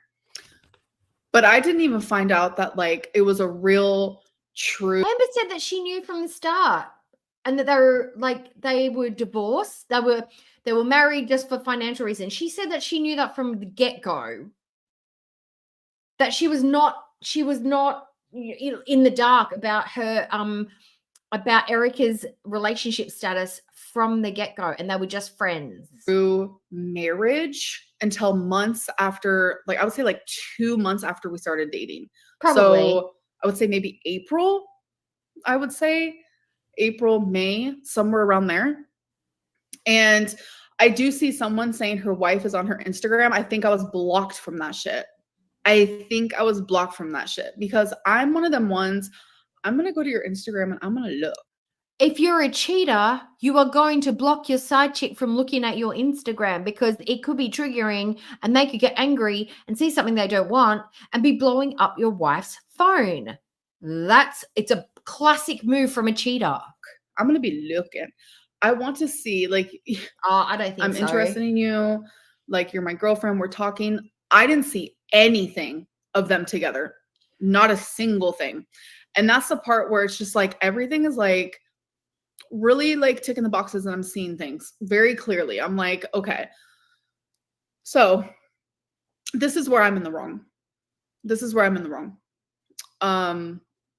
I stayed with Erica when she said that she was in a marriage and that her wife would feel betrayed if she found out. I stayed with her. And I stayed with her. I'm not going to make excuses. Yeah, you are. I know I'm a shitty person. Yep. I know I'm fucked up. Yep. I know I'm all those things. Mhm. And I take full fucking accountability. No. 1,000,000,000%. Nah. And But every day I felt like shit because of it. no, you didn't. Every day. But I was like so twisted in my brain. Like, you guys have no idea. Like, Erica firmly made me believe that she was. See, but that's where people with integrity come in, because you do the right thing. You sacrifice your own needs and wants when you know it's the right thing. When you know you're hurting somebody else, it's not a hard choice to make. And it's an easy choice to make when it's like goes against your own core beliefs. If this was so abhorrent to Amber and it didn't sit well with where her own morals and her own values lie, then she wouldn't have carried on with it. It just shows what a weak-willed person of no integrity that she is. And she's selfish. Selfish. She was thinking about herself before she was thinking about some person in her mind who was innocent at that point.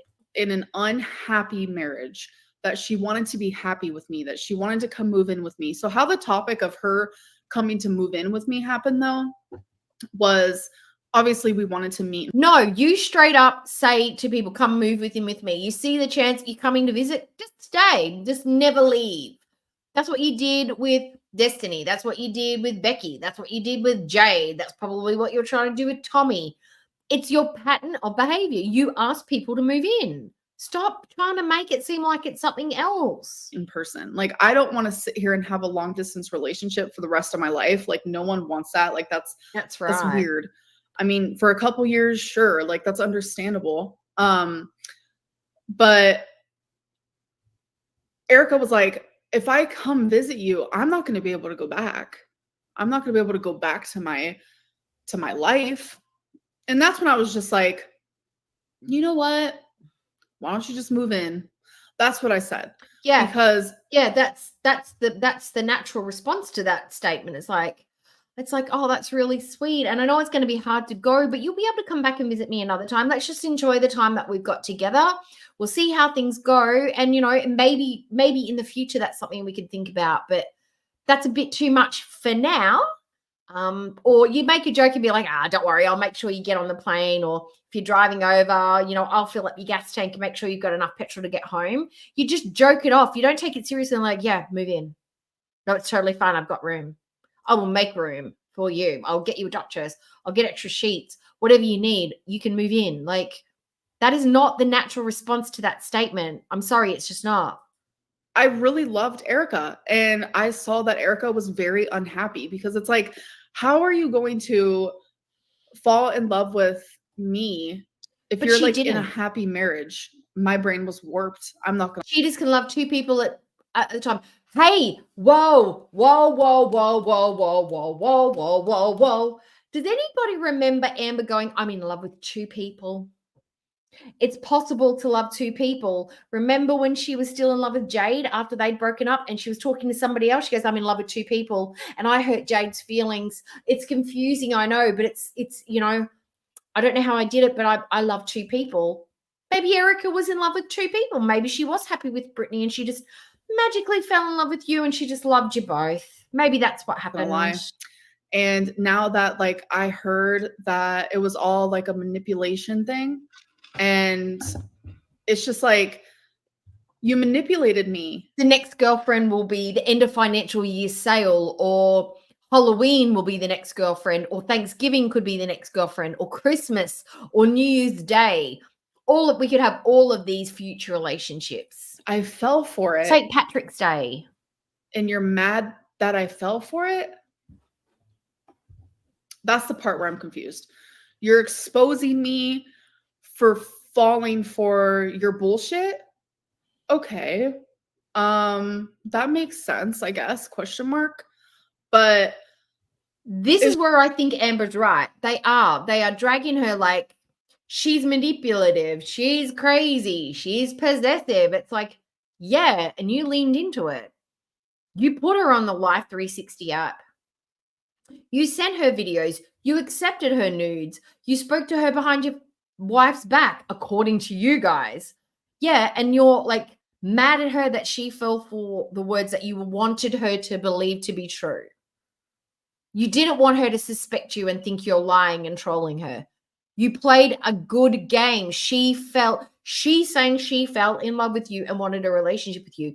That was what you were trying to do. So you can't be mad at Amber for that.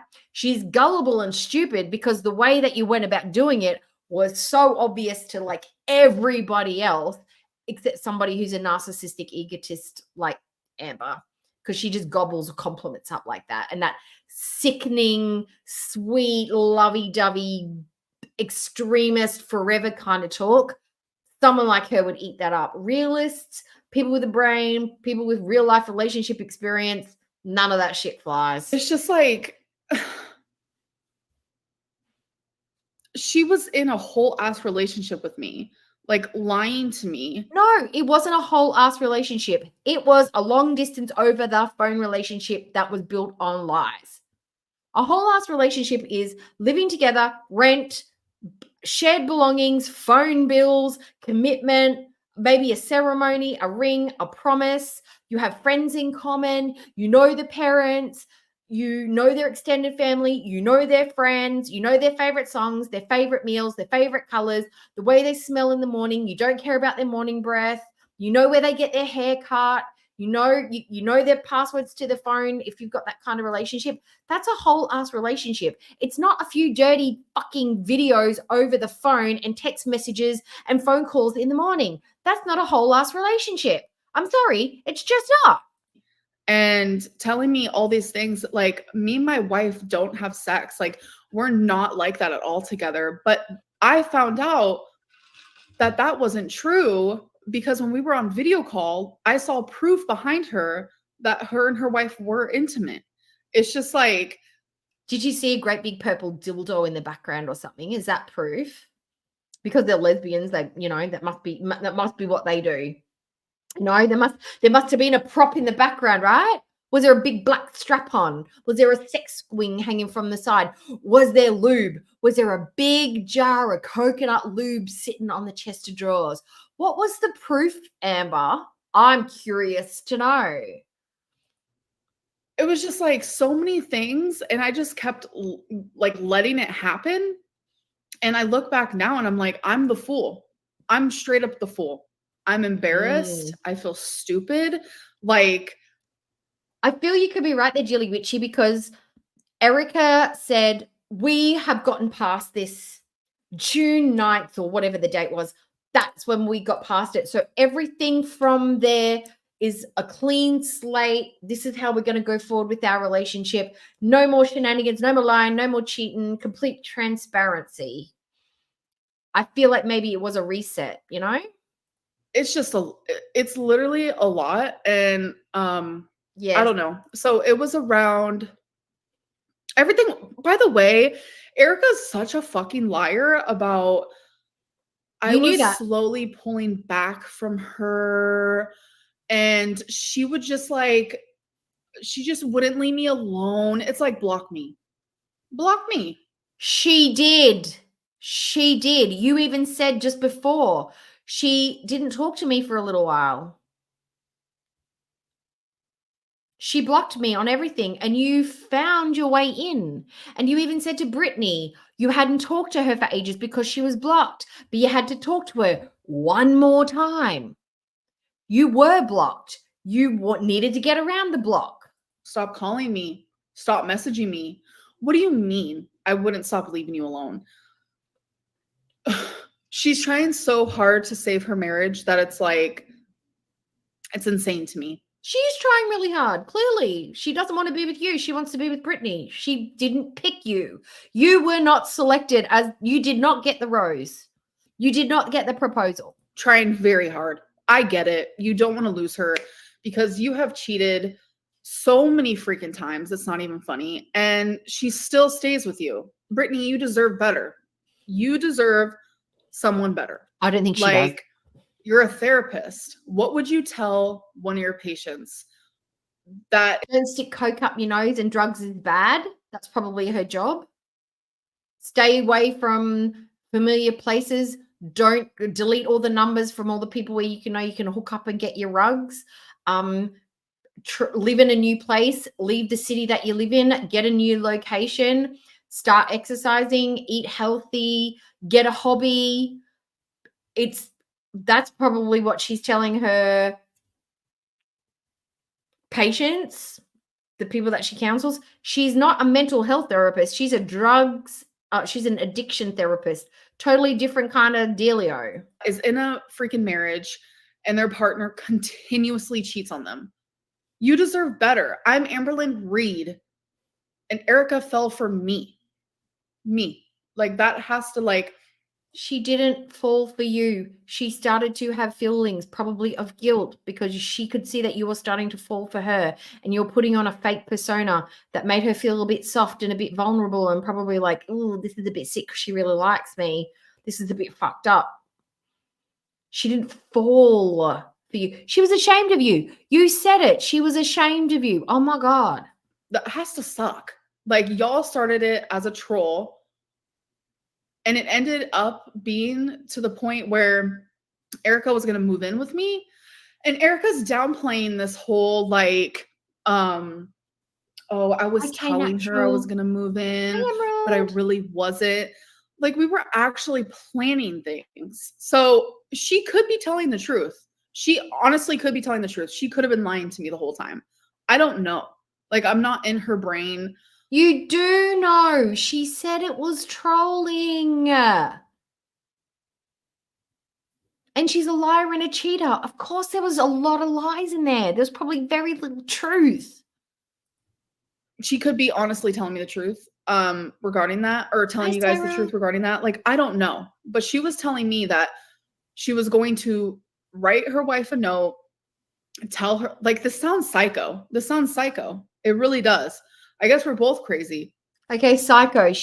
The breakup with the wife sounded psycho. The breakup with the wife by note sounded psycho. Red flag. Truly. And I'm here to just like be like, I fucked up because I did. Like I genuinely know that I did.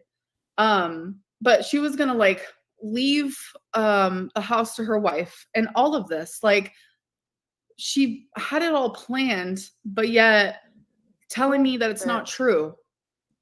Or telling y'all that it's not true, which is crazy. You guys are asking about the Life 3. That wasn't a plan. That's what she told you, to shut the fuck up about moving. She was stringing you along still. She was I don't know what she was doing, but she was just telling you what you wanted to hear, like she'd been doing the whole time.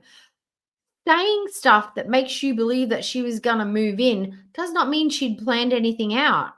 It just means she was telling you what you wanted to hear. Like, how does she not get it? How does she not get it? Because she has to believe that they were in love, because otherwise she's crazy. 60. Yes, that did happen. She told me that she has Life 360, and I was like, what is that? Because I had never heard of it. And she was like, Brittany wants to track wherever I go because she thinks I'm cheating on her. And I was like, oh, that's quite funny. Awkward. And I was like, oh, well. Yeah, but that's got nothing to do with you, because clearly she's not going to see you. She's not tracking Erica's whereabouts because she's seeing you. She thinks she might be cheating with somebody else because she needs to know where her location is, or she's cheated in the past and she doesn't trust her. She's not sus to you yet, because you are just text messages. You are not hotel visits. She's not sneaking over to your place. You're not meeting up in restaurants or car parks or parks. You're not going outside. You're not going anywhere. You are strictly on the phone still. Can we do Life 360? That sounds fun. I thought it would be fun. I was like, we can have each other's. Why would that be fun? Maybe if you're a crazy stalker, knowing where your potential victim is or your target is, that's a fun game we play. What people in a relationship, what husband or wife go, let's do Life 360. It's shits and gigs. All the cool kids on TikTok are doing it. It's fun to know where you are 24/7. No, it's not. You wanted to keep track of her yourself. Location. And the fact that she also downplayed that is really comical to me, because anytime I would leave my house, she would get a notification that I left my house, and she would say, where are you going? What are you doing? She would also Google addresses. Like, Erica has a side to her that is scary. Okay, red flag. Erica has a scary side. We've maxed out. We're up to 14 red flags. I need to start a new page. 15. We're up to 15 red flags already. Genuinely scary. And you can ask Alexis. Genuinely scary. Nobody gives a shit what Alexis thinks or believes, because Alexis is just listening to what you're telling her. Like, I literally told you not to date her. Oh wait, say how scary? Like, she says the worst things you could possibly say to another human being, especially someone you're supposed to love. Yes. Thank you. So my idea of the worst thing to say is that I'm going to have to censor this because of YouTube. You're an effing sleut hoe bag who doesn't deserve to live. You're a failure as a human being. You're ugly. You're morosely fat. I can't believe I even liked you. What the fuck am I doing? I must have been absolutely just so ridiculously stupid to ever think that I would want to be with someone like you. You can just go and dig yourself a hole, and I hope to never see you again, see or hear from you again. And your fucking videos that you sent me, those slutty TikToks you sent me, disgusting. That would be probably the nastiest thing that I could imagine somebody saying to Amberlynn. Was it even that close? Probably not.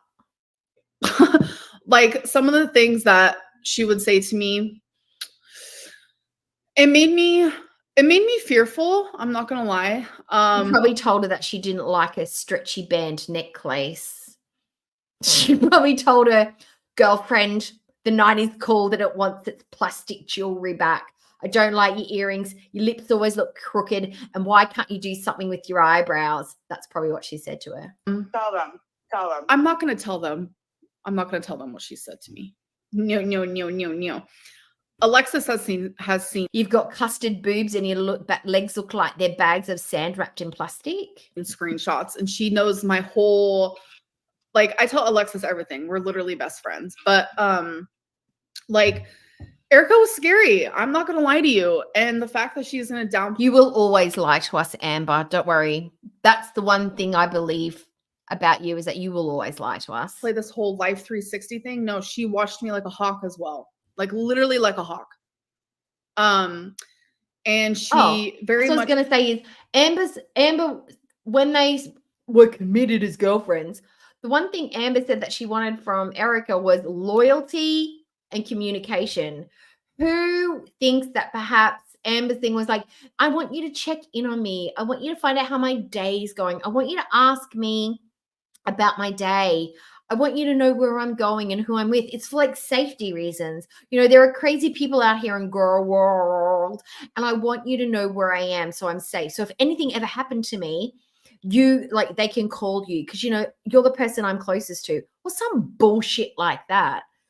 It's I think Amber would have made her probably feel really good knowing that she was being checked in on, because I don't know, but on that Life 360 app, I bet you can probably track how many people have checked that profile that day. They've looked at it 16 times a day or 14 times, and they spent this amount of time in the app. I don't know, but I assume that would what a stalkery app would be. It would track how many people and how long you've spent in that time. She would get off on the fact that this person is checking to see where she is because she likes that level of stalky, possessive obsessiveness. She said that like she likes possessive masculine women. Paid close attention to people I talked to, and she very much did tell me to stop talking to person A, person B, person C, and person D. Like she did tell me to do those things. And I believe that. I respect my partner. So if my partner tells me, yeah, she probably told you not to talk to them because they were saying shitty things to you, or they were telling you the truth and you were like, oh, she was mean to me. She was rude. She told me this and she's a hater. Blah, blah, blah, blah, blah. She probably said, then why do you talk to them if you don't like them and you don't like what they're saying? Maybe you should stop talking to them. Simple as that. Like, don't talk to these people because of reason A, reason B, reason C, then I'm literally going to listen, and I'm going to do that because that's just who I am. I don't know if that's like warped in the brain, I don't know if that's just respect. Warped. I personally can't figure it out. Sometimes that's not being respectful. So you're being respectful to your partner who's being 100% disrespectful to you, who's a scary person who says nasty ass things to you because you just said that, and who's being completely and 100% disrespectful to her wife. But I'm going to make sure that I'm 100% respectful to this person who's a known liar and cheater and is very, very scary, because that's who I am as a person. I'm a faithful, almost potential girlfriend. I'm totally dependable as a girlfriend. I will respect you, even though it sounds completely crazy and nuts. I'm just going to go with it. Okay, you don't sound like a Looney Tune at all there, Amber. I don't even know what is right and what is wrong. Amber just admitted to having an absolutely no moral compass. Psychopaths have no ability to tell right from wrong. People that are insane do not have the ability to tell what's right or wrong. You do. You chose to do the wrong thing because you're selfish and you honestly thought that you were going to come out the winner at the end of this. I honestly think she believed that Erica was going to leave her wife and come and live with Amber happily ever after. Where am I even at? So, okay, it was June 9th, her uncle died. And Erica and I are in a fully like committed relationship. She's supposed to move in with me. We have every day like same routines where we talk literally all day long. If it's not on the phone. That sounds familiar to like Foodie Beauty and Sala, right? Which, by the way, she also said Amberlynn would force me to like call her. We had a routine that she actually started where she would call me whenever she was driving somewhere. That is just what she started doing and how it formed. So that is what we did. She had to call you when she wasn't around her wife. It was probably the easiest time to have a long conversation with you because she's being tracked by a wife who thinks she's cheating on her. So she's in the car and she's driving home. That's totally acceptable. It's probably 20 minutes that she's got to herself. So she can call you and talk to you on the phone and her wife would be none the wiser, right? Of course she's going to call you before work and after work and while her wife's not in the house because that's when cheaters can cheat.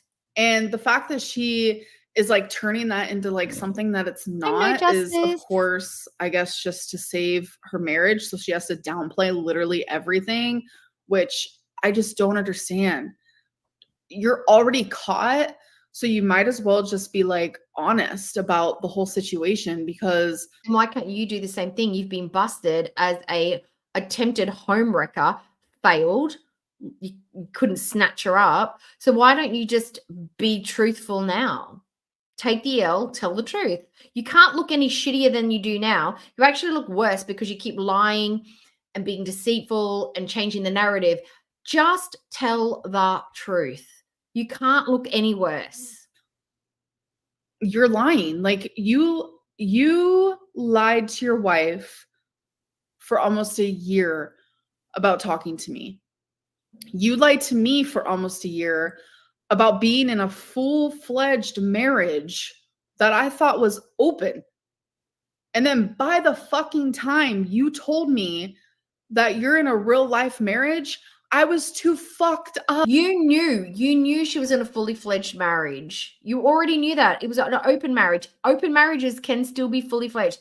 They are commitments. They're just different to the normal, but it's still a marriage. It's just on terms that they've agreed to. That is a full-on real marriage.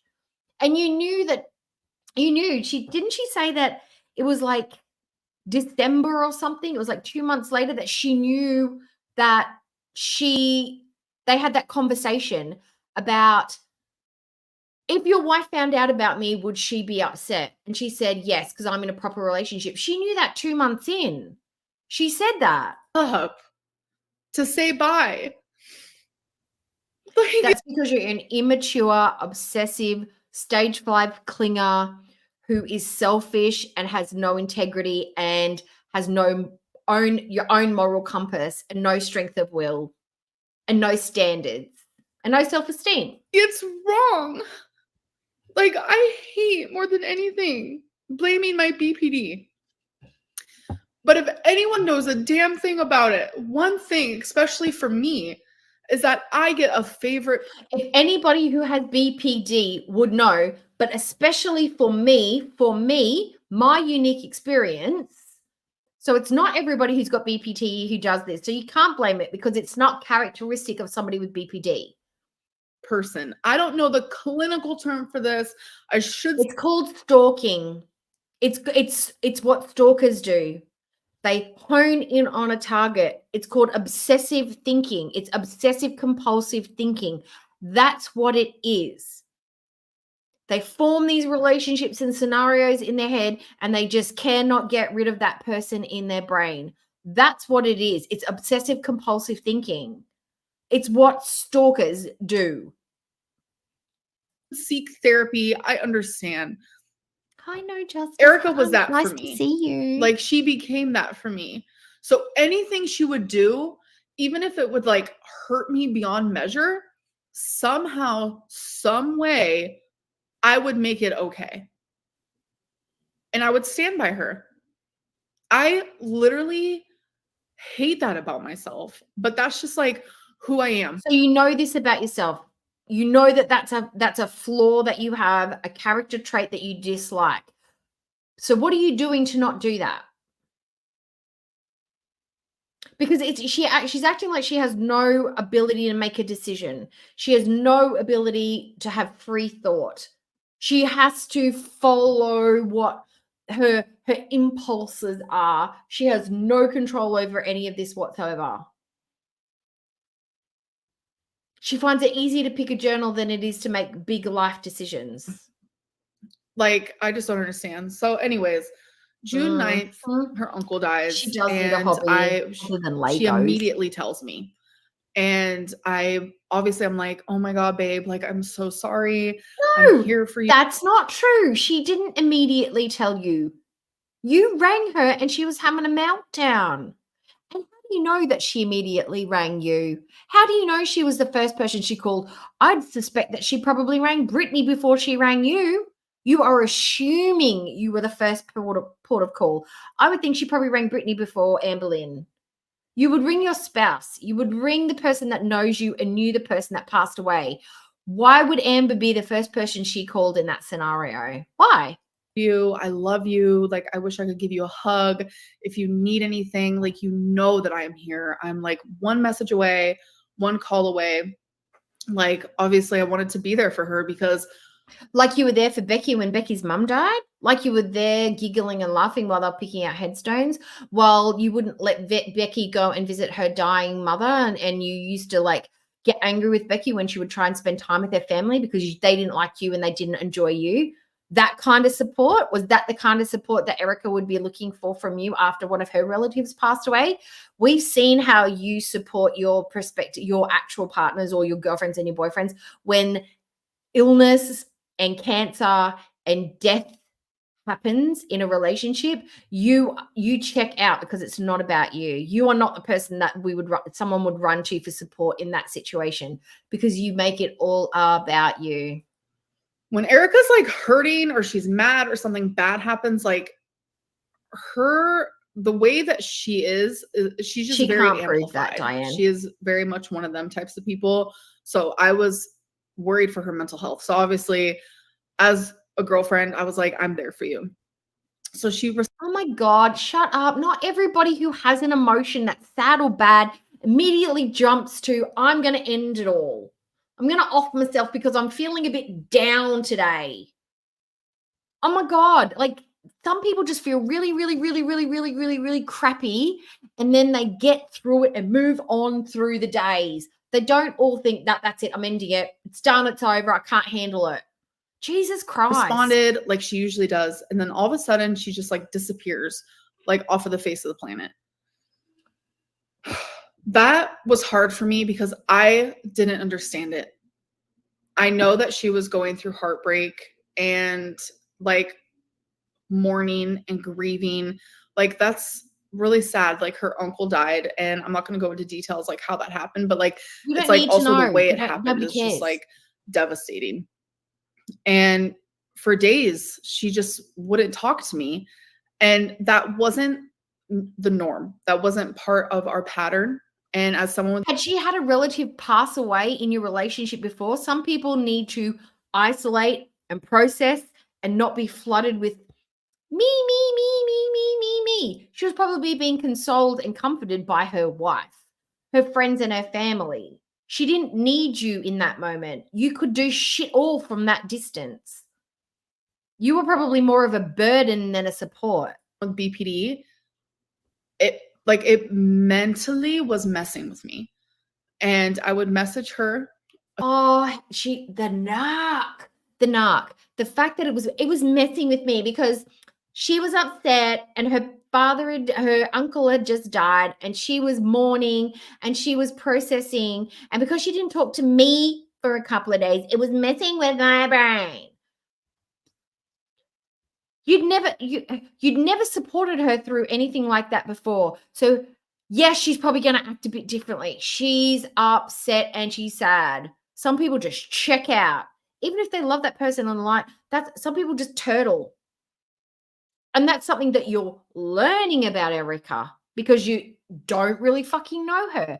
Clearly, when she's upset, she wants to be by herself, or she seeks solace from somebody else. A few times a day, and I would tell her, like, why aren't you talking to me? Like, I see you're still part of it. Going to the gym, and you're still posting to your Instagram, and you're still doing all these things, but you've completely taken me out of your life after being a part of my life for almost a year now. I couldn't understand it, and I wanted to so badly.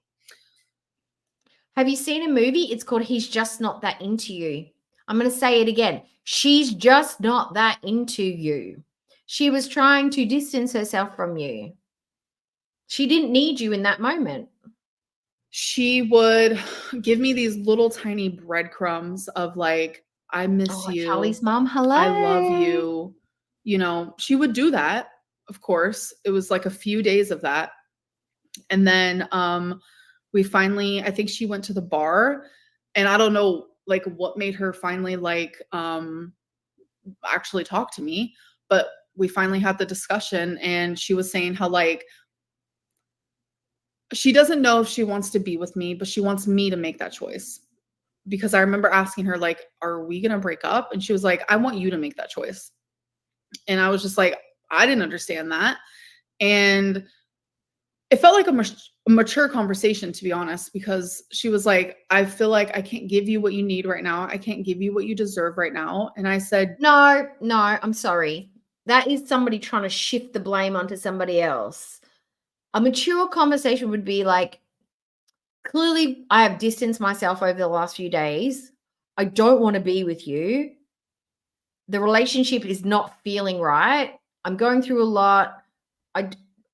You're too much right now. I've decided that this is it. That is the mature way to deal with it. None of this, you decide. You break up with us. You be the one because I can't do it. That's not mature at all. you need to do what is best. Just because people aren't yelling when they're having a conversation doesn't mean it's not an immature way to communicate. Yelling doesn't mean you're being immature. It means you're being vocal and probably manipulative and abusive. Loudness is intimidating. But just because somebody's not yelling doesn't mean it's a mature conversation. For you. And if breaking up and just being friends is that, then that's what we're going to do. And that's what I said to her. And I literally have those messages. Like I have those screenshots, like I do.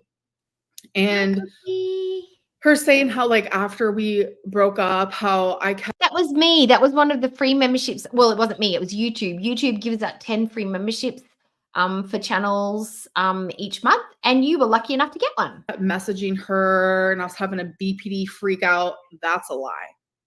That's an actual lie. I will admit to my BPD freakouts 1,000,000,000%. They happened while being in a relationship with her because my gut and intuition was constantly on fire, constantly saying like, Erica is lying to you. Like, hold on. Red flag number 15. Erica is constantly lying to you.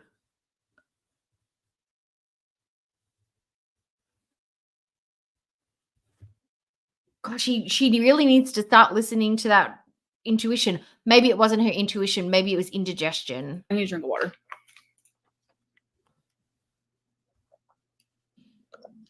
Someone said your gut is massive. Yes, it is. And that's probably why I should listen to it more often because it's usually correct. But I lost my train of thought That's here. right, Mark. What was I saying? There is actually a number for that. 1,000 million is a billion. Where's Rudy? Rudy would know that.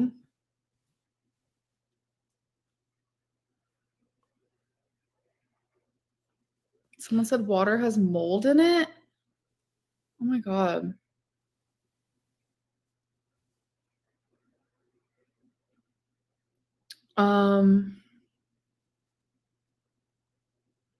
Stop touching your fucking hair.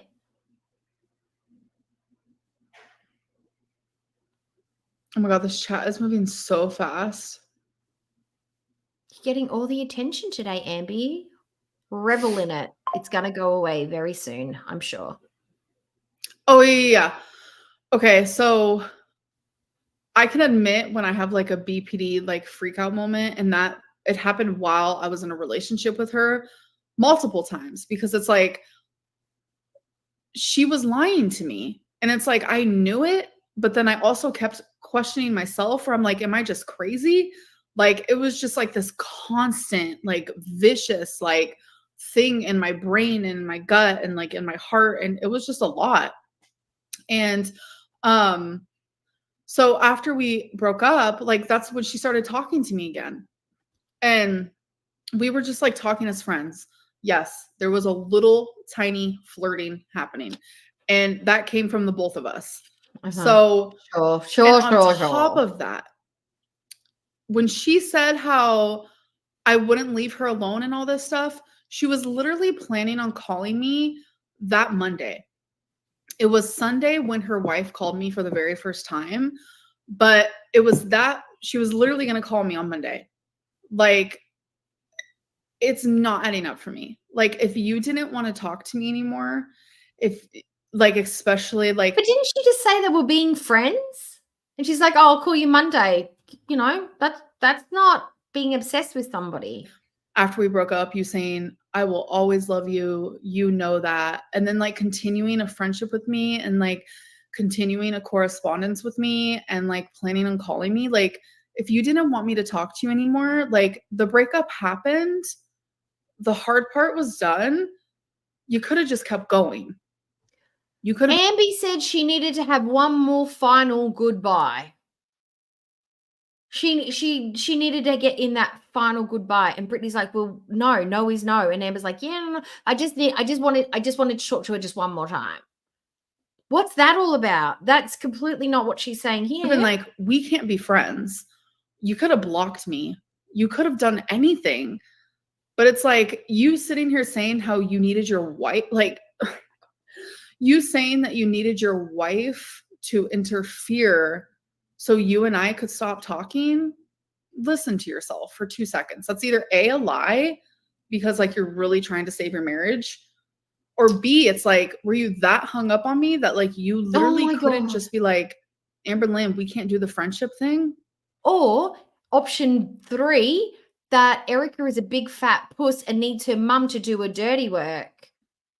Or it was part of the trolling. It was fun. It was fun to have her wife tell you, like, not read you to filth, but like embarrass you and ask you hard questions, or set this whole thing up so that they could get the tea, get the DMs, get the screenshots, get the recorded conversations to embarrass you because they don't like you. And they're doing all this for shits and gigs. I don't think it was because she fell so hard for you, but of course, Amber's going to be like, yeah, I'm so awesome. She just couldn't get over me. Like, it just doesn't make sense to me. Like, still to this day, like, I don't understand it. So it was Sunday. I don't know. I don't remember what day, but it was sometime in June 22nd or something.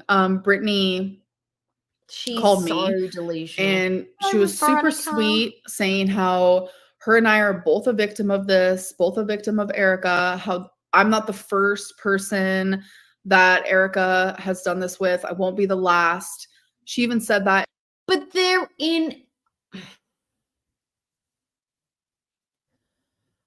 that's not your problem. That's Brittany's problem to deal with. All these people are just fucking weirdos. In the second phone call. By the way, I saw that the second phone call was recorded without my knowledge and posted online. And none of this is proof. None of this is proof. All of this whole live stream, none of this is proof. I need to speed her up because she's talking too slow. I should have done that ages ago, but I'm getting tired of her. None of this is proof. This is literally just Amber says one thing, Erica says another. There's no screenshots. There's nothing in black and white to prove anything that Amber's saying here. It is literally all just word vomit. And what is Amby? Amby's a liar. So why this is not clearing anything up at all. It is. But I also saw that it was edited, so it's not all fully there. I don't remember exactly what was edited out because I was not going to lie, Detective Coaches. I overuse the word like as well. It is something I'm trying to improve, but it just pops out sometimes. My apologies. Actually watching fireworks with my mom during that phone call. So that was awkward, but I stood there on the bridge with my mom watching fireworks on that phone call because I told Brittany, if you ever have any more questions or you need to talk to me about the situation, I will be here. I felt bad. I felt horrible. There were multiple times where I would even write in my journal in private that I feel like such a fucking shitty person for doing this. Like, I thought about Brittany countless times. Ignore her. Just ignore her. It's so annoying. Fast forward. That's so rude. It's so rude. Solid like 20 minutes and I'm literally holding it. I'm not gonna lie to you guys. I've been having to pee for a solid like 20 minutes and I'm literally holding it in. Then you should have peed before you started your live stream. Lap dog comment that I'm your lap dog. You're my lap dog? Yeah. No, you're a butt kisser. Can I go pee? Yeah, she said she was at a kid's party. She was at a kid's party. Can I go pee? Okay, don't leave. Block Jenny.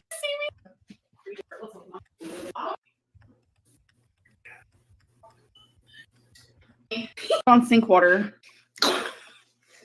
Yes, I did watch. This is so much. Okay. What were we back to saying? I mean, what were we saying? Okay, how about let's just like do the Q&A part. Like, Alexis. Please. Catch your breath. It's just been a lot, folks. Ooh, do I you was think thinking so? about her wife. Probably. Thank you. Yes, I genuinely was. Not shenanigans. I think we were together for, let me do the math. So about a month. I knew about the wife, like them being in like a marriage for maybe less than 2 months. And I know I fucked up. I know I did. I just firmly believe that Erica was like in this unhappy, like horrible marriage. Like that's just like the stuff that she fed me.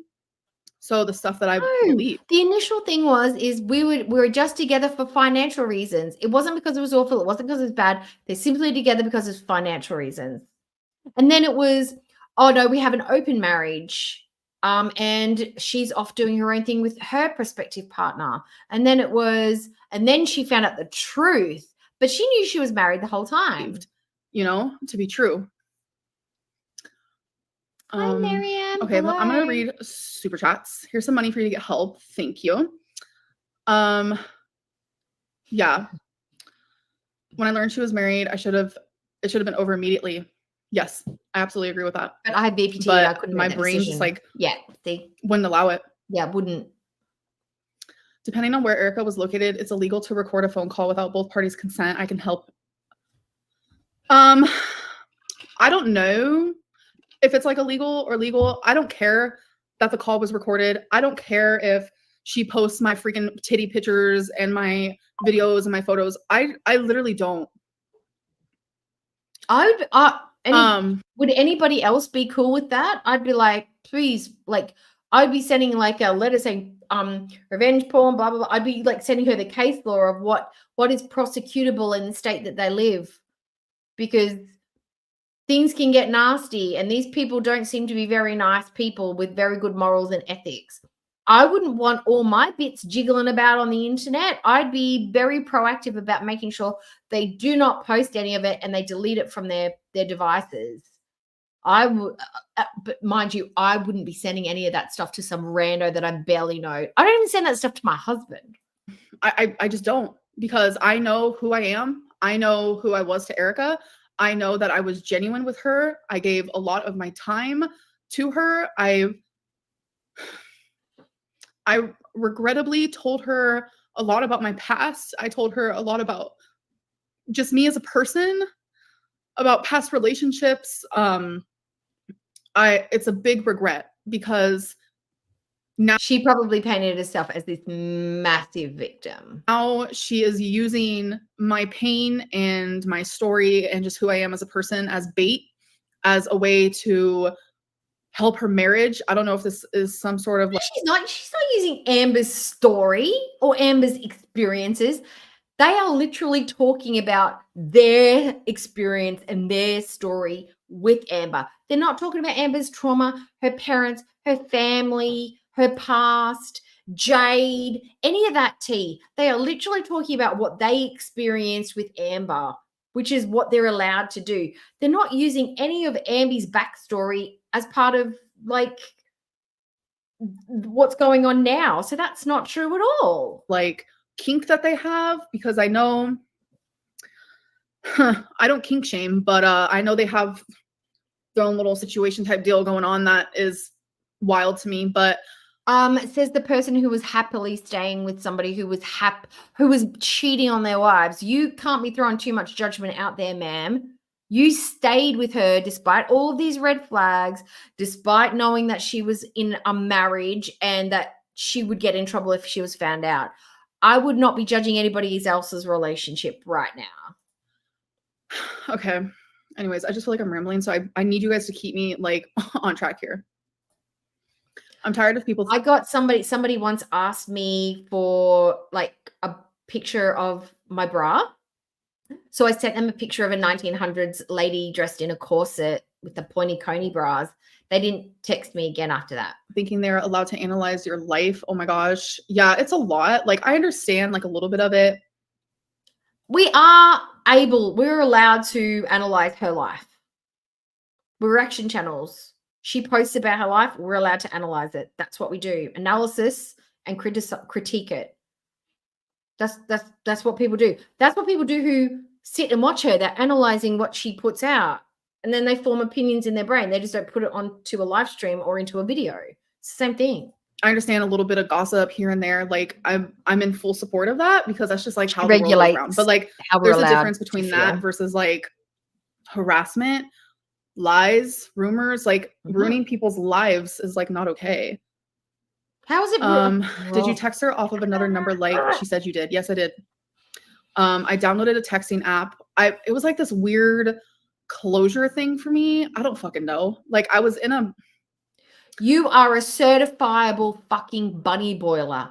It's not weird. It's clear and it's obvious what it is. You are a Klingon. You are the alien monster on somebody's face who wants to impregnate them with your fat alien babies. You are a stalker. You are a bunny boiler. You are Glenn Close. You are misery.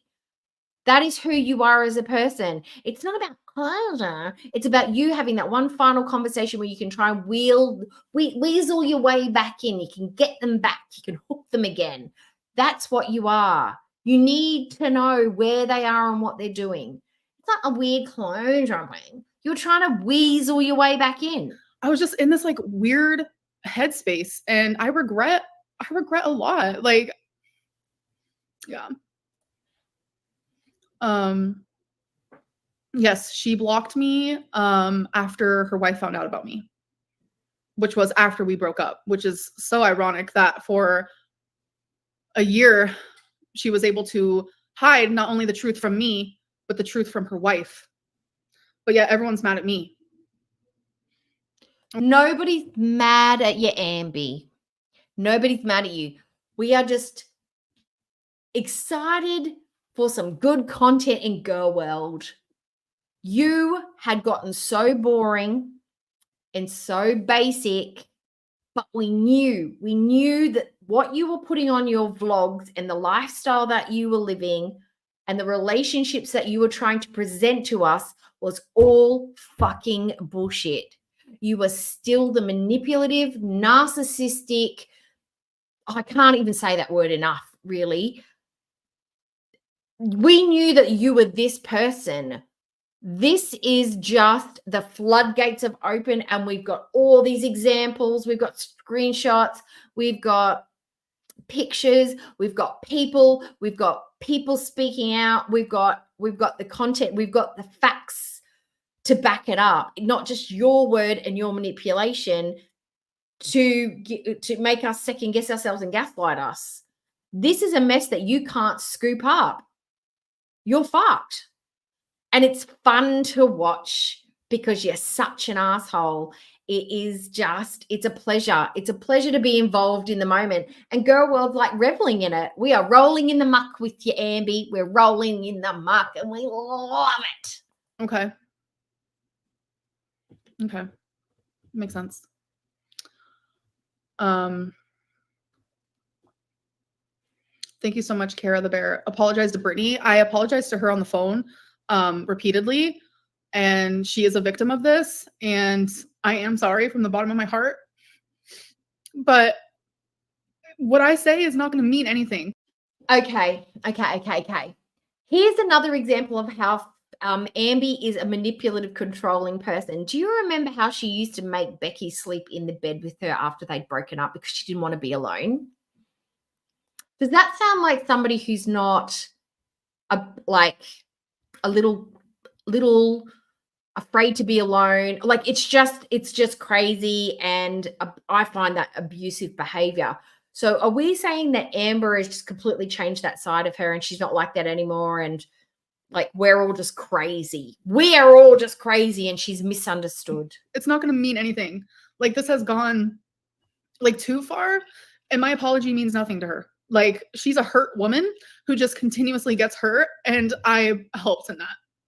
And I feel like shit. So cancel me all you want. Like, I really just don't care at this point. No,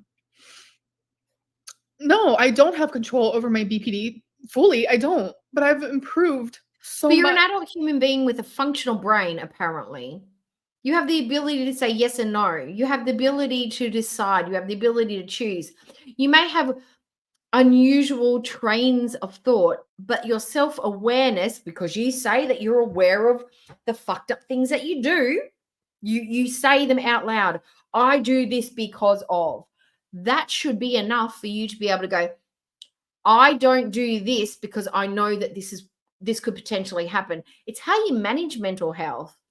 I don't do this triggering thing. I avoid this triggering situation. I don't talk in that language because it tends to like backfire on me. I don't behave that way with people in relationships because I have a tendency to be toxic. You are aware of the bad things you do because of your borderline personality disorder. People who are managing it are aware that they can be kind of fucking toxic. And I'm not going to like take away from that. Like, I really, really have, in ways that I'm like grateful. Like, I had this conversation with my son because my son's on the spectrum, and I've had this conversation with other people as well because some of my family members like pussyfoot around with him because they're like, oh, he's on the spectrum. I'm like, yeah, but there is a very distinct difference between what's part of his autism and part of being a shit.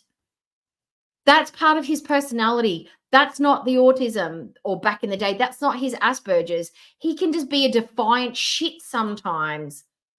Just because you have a mental illness or something like autism or OCD or an eating disorder, that does not mean that every element of your personality that's bad stems from that thing. You are flawed outside of and inside of whatever problem you've got going on or the thing that you're dealing with. Some of it is just your personality. That's what Amberlynn doesn't want to get the distinction between what's her BPD problems and what's her just fucked personality. The things that she chooses to do because she's selfish, narcissistic bitch. She's just selfish and self-absorbed. That's not part of being BPD, or it probably is, but these are just her innate traits. That's just who she is at her core, self-absorbed and into herself and delusional. That's probably the grateful for like BPD. myself that I was able to like do that and find coping mechanisms, but I'm not going to be perfect. Oh yeah, hit the like. So address Danielle, who's also married. Danielle is not married. A, Danielle is not married, and B, Danielle has nothing to do with this conversation. So you're doing great. Don't cry. Sorry. Sometimes I be crying and I'm not even like realizing that I'm crying. Oh, you're Did so Britt quirky, apologize for girl. trolling You're you? so quirky. No. I Quirky. She's quirky. I feel really fucking sad hearing that. But I don't need. Did she just eye fuck herself in the viewfinder? She did. She looked at herself crying and played with her hair. Sometimes I be crying and I'm not even like Look at realizing her. that I'm crying. Did Britt apologize for trolling you? No. I feel really fucking sad hearing that. But I don't need an apology from anybody. You don't deserve one from anyone. I don't. No, she probably does from Erica. Erica should say, I'm sorry, I shouldn't have started to troll you and it was mean. But other than that, get fucked. Oh, genuinely, I don't.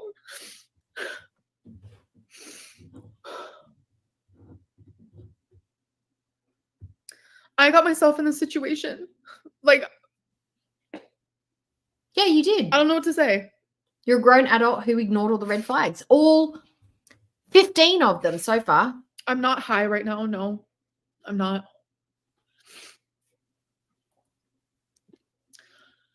For them to do this, then play victim is unreal. All involved have blame in some way. Yeah, like if they did like message me in the beginning as a troll, like it's so fucked. Like it's fucked. It's not if, Amber. They said that's exactly what it is. It's not an if. It's an absolute. They both absolutely said that's what it is. There's no reason to lie about that. It doesn't benefit anyone to say, oh, it wasn't a troll. I actually really liked her. It makes absolutely no difference to the outcome.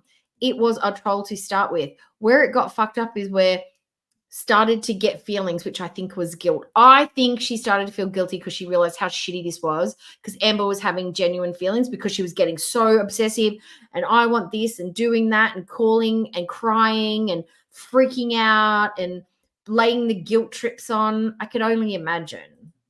And then Erica fell in love. Like, and she's absolutely she downplaying Did not fall in everything. love with Like, you. which is unbelievable. Oh, she It's didn't. honestly unbelievable. But I mean, she didn't. Brittany and her dog wife are psycho for doing this. Regardless of how people feel about you, Brittany should lose her therapy license for this. How could anyone trust therapy after this? Period. Oh my God, Alexis, I forgot you were there. Shut up, Alexis. Oh my God. Don't scare me. I was like, why is my phone talking to me? Because it's a phone? That scared me type deal. What are you doing, by the way? Oh, shut up, you dum-dum. Did she just ducked it to her camera? My wallet at home. So let me drop down. Look at her. Do I look all right? Am I good? No, you don't look all I think you right. should stop. No, you don't. Crying? No, responding to stupid comments. You're cute. Early on my way to work. Sorry. Shut up, Alexis. We don't care about you. I Fuck thought off. it was an open marriage. I thought that Brittany literally lived with her other partner. So I was like, okay, this is different. Never tested these waters before. Never did anything like this before. So I wanted to just give it a go. Like Erica, I fell for Erica too. Or at least That's a very good idea. Trailer park trophy wife. Oh, so you're saying that Oceana, but I think that's a good thought. We are the human beings, mankind for Foodie. Mind you, she does swim in the fish pond occasionally.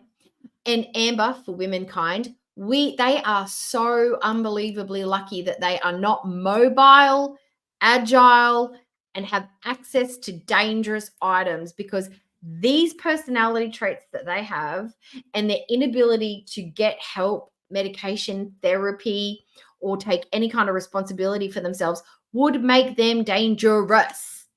Could you imagine if they were able-bodied?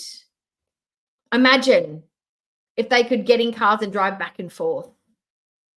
Look at Foodie Beauty. She could drive her car. She drove her fat little ass over to Nada's place and tried to break into his house to see what he was doing because she was convinced he was having an orgy. Like, that was scary. That's very stalkery. That's obsessive. That's imprinting.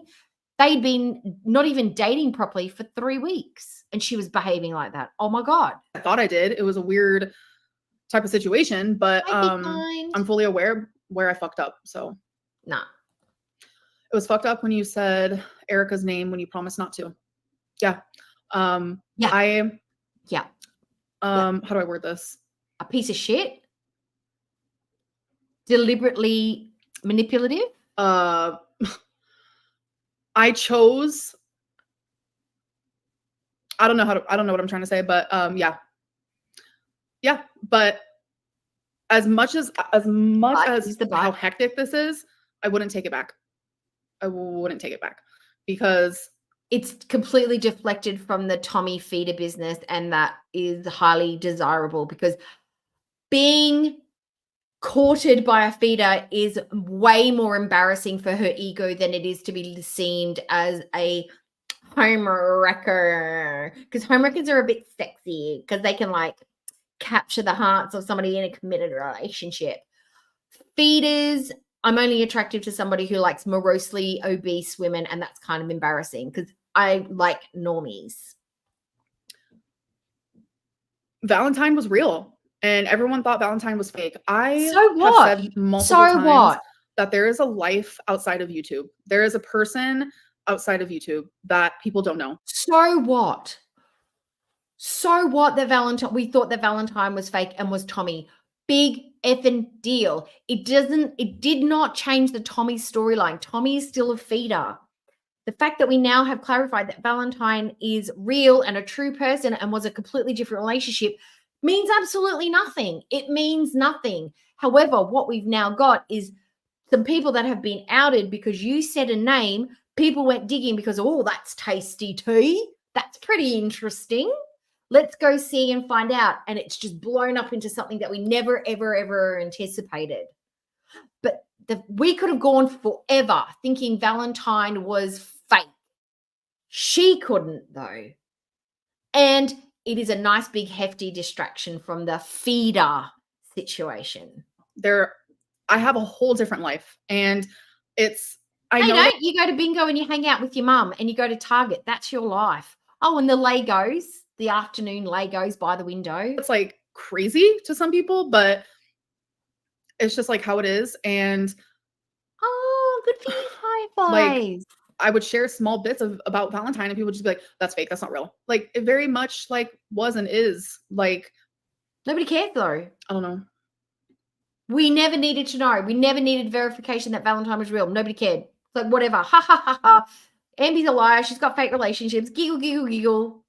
What did she get at Target this week? That's what it would have been. Would I ever date Alexis? Stop it right now. Stop it right now. That's. I just want to say one thing about Tommy. Alexis for me is slowly turning into Salah. I hate the sound of her voice already. Alexis will be edited out. Whenever she's on, if I'm covering Ambi and Alexis is there, she's fast forwarded, she's muted, she's fucked off. I don't like her. I don't want her around. Piss off. This is where it literally ends, because you guys have like, when I say you guys, obviously I don't mean everybody, but like, I hate YouTube right now. I was fully. YouTube's not to blame. It's your messy actions and decisions that got you where you are. It's not YouTube's fault. We're just viewing what's going on. It's not even YouTube. It was Kiwi Farms. YouTube didn't do this. Kiwi Farms did this on the information that you gave out. You've been doing this a long time. You know what happens. You know exactly what happens. You've had a relationship with this happened. And what did you do? You pretended that you broke up and recycled the same girlfriend. That's why we thought you did the same thing with Valentine's. People do not come up with these ideas in their own head out of thin air. In love with this person. Like, haven't been happier. Yeah, but the timeline that y'all have made up is not real. Tommy first messaged me on June 18th. Me and Erica broke up 3 days before that. What? Wait a minute. Me and Erica broke up. Messaged me on is not real. Tommy first messaged me on June 18th. Tommy first messaged her on June the 18th. What was the date that Tommy came for a visit? What's the date? What was the date? I don't even know. But it is it is August 2nd. So that's been a couple of weeks, a month and a half? And she's already flying her out. So what was the date that Tommy showed up at Amberlynn's place? It was like 2 weeks ago, right? So she's flying people into her home that she's only known for 2 weeks. True to form. Me and Erica broke up 3 days before that. So that's that. And that is all I will say. So wait a minute. On June 18th, me and Erica broke up 3 days before that. Okay, so Amberlynn, who is completely obsessed, completely into, completely loyal, full-on relationship, 3 days later, she's messaging somebody else. Okay, how committed were you? How committed were you to Erica? You were in a full-blown relationship, but 3 days later, the heartbreak had eased off and you were ready to message somebody else. Okay. So that's that. And that is all I will say. Alexis, exactly. I'm super glad that Amberlynn has such a good friend like you. Oh, fuck off. Thank you. Thank you. Cheaters choose to cheat. Homewreckers can't do it alone. This girl was sending gifts and texting from her marital bed. Yeah. Marital bed is a crazy statement. Shut up, Alexis. Might I also add, a lot of people were saying that Erica only sent me the Lego because I sent her beats. No. Erica sent me the Lego. Were a lot of people saying that? Because that's not the impression I got. I got the impression that Erica sent her $400 Legos and the stupid moon picture, and Amber sent her some beats. That was. I didn't think one had anything to do with the other. Amber sent her a gift. Erica sent her a gift. There was no big conspiracy about that. They just sent each other some stuff. So she sent me Lego. This is for Valentine's Day. She sent me a Lego, a box of assorted chocolates, and a gold plated like rose. Like it was actually really sweet. And she sent me those things on, I don't know, it was a few days before. Was that where the $2,400 came from? Was it from the rose, the Legos, and the chocolates? Was that the $2,400? How much does a gold-plated rose go for these days? I have no idea. For Valentine's Day. I didn't send her beats until March 21st. So it was 5 or 6 weeks after she sent me those things. I never sent her a damn thing. But she sent me that. And she also sent me like other random cute little things. She sent me the moon thing. She sent me this like cute little Pikachu crocheting thing. Like she was very much like, everybody knows you like stuff. Everybody knows you like random plastic crap stuff. We see where you go to Target. We see that you go through the bins. We know you like shit. Would have been the easiest way to win you over. Love bomb you, tell you you're pretty, you're sexy, you're hot, and send you little crap presents. Except for the Legos. The Legos was not a crap present. Girlfriendy with me. Like we had an emotional relationship. We had a sexual relationship. Like we had all of it. And I sent her one thing. And it was Amber, don't downplay it. It was extremely sexual, not just sexual. It was extremely sexual. Beats headphones. And the only reason why I did that is because she would go to the gym every single day. It was something she was super dedicated to. And she would constantly say how like my headphones aren't that great, blah, blah, blah, blah, blah. So they're like $90. I bought her these $90 like little earbuds, Beats. I did that because she needed them. I never sent her money. No, I think Erica is just a serial cheater. She's just somebody who cheats. She's done it in the past, apparently. It's not her first rodeo. Brittany even alluded to it in the conversation that she recorded talking to Amber, that she told, so she told you about that. Erica's just a cheat. She just cheats. I don't think she wants to get away from Brittany. I just think she just likes to fuck around. I never sent her anything. And Erica even wanted to buy me another Lego. Like the minute I told her that Lego was coming out with a Twilight Lego, she was like, let me get it for you. And I was like, I'm not sure when it's coming out. It's not out yet. She was very much like that. Stop touching your hair. Way with me. So it had nothing to do with me because like I didn't really give her anything. Does that make me bad? I don't know. Everyone acts like they're perfect in the chat. Why aren't we blaming the girl who lied and did all of this? Amber's not always the villain. It's not insane to want someone to love you. Shaking my head.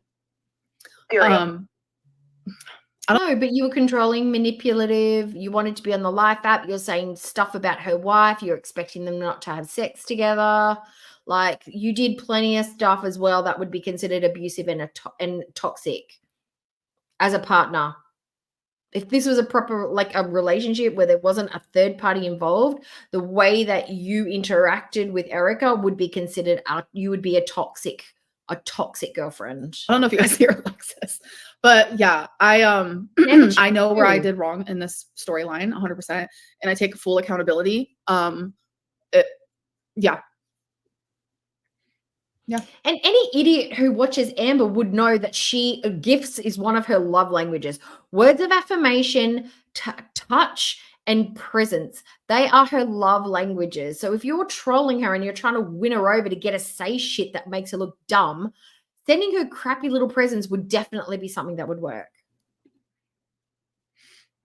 Darn, have already sent 2 super chats, but some reason you don't seem to get them. Oh, I hope all will come good with you. Thank you so much. And no, Is she tracking you? Is she stalking you? Did she ask you why it took so long for you to answer the phone when she rang? I did not see them. I guess I'm not seeing all of them. I'm so sorry. And I do appreciate every super chat you have sent me or anyone has sent me. You can't say you won't do revenge porn, but then sit there and talk about it in details. It's the same thing. No, is it not. Alexis? Help. Why would Alexis know? Alexis is a dum-dum. It's not the same.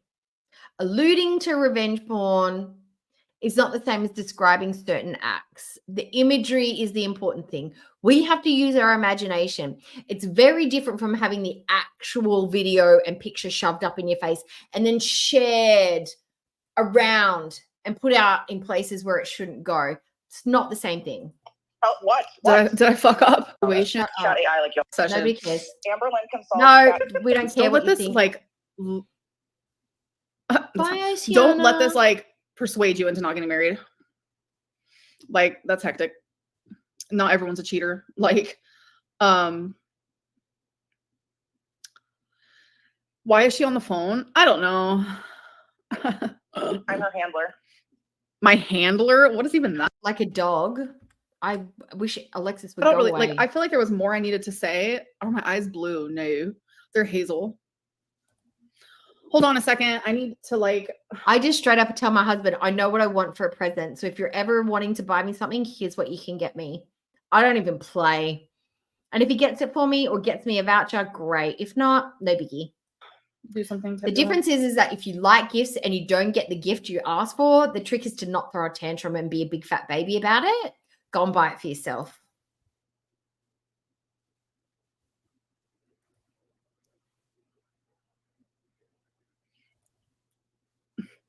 Everyone's gonna be like, "Damn, she's a behemoth. She's a behemoth." Okay, Yeah. hold on. That's a big bitch. That's from that movie. Not Hot Chick. What was it? Animal? Oh, you guys want to see the scale thing? No. Okay, hold on. Gigolo. Nobody cares, Amber. She's starting to wind down. So this is the video. It's already edited. I had it. Nobody cares. Don't Nobody Instagram cares. nothing because it's gonna pop up if you do. Nobody cares. Here's 467.8.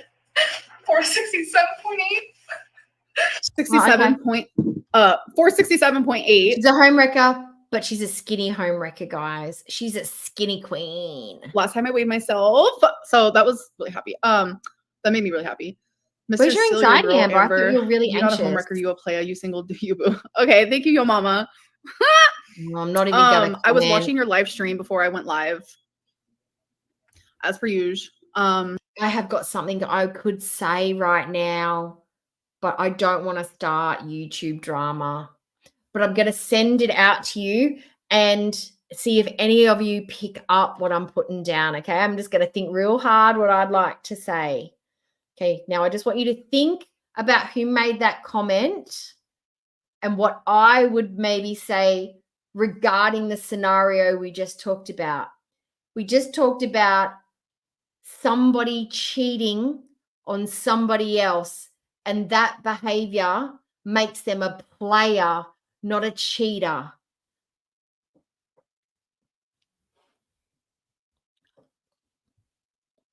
Are you getting what I'm putting, like what I want to say out loud, but I haven't actually said it? Well, I didn't actually say it because I don't want to start drama.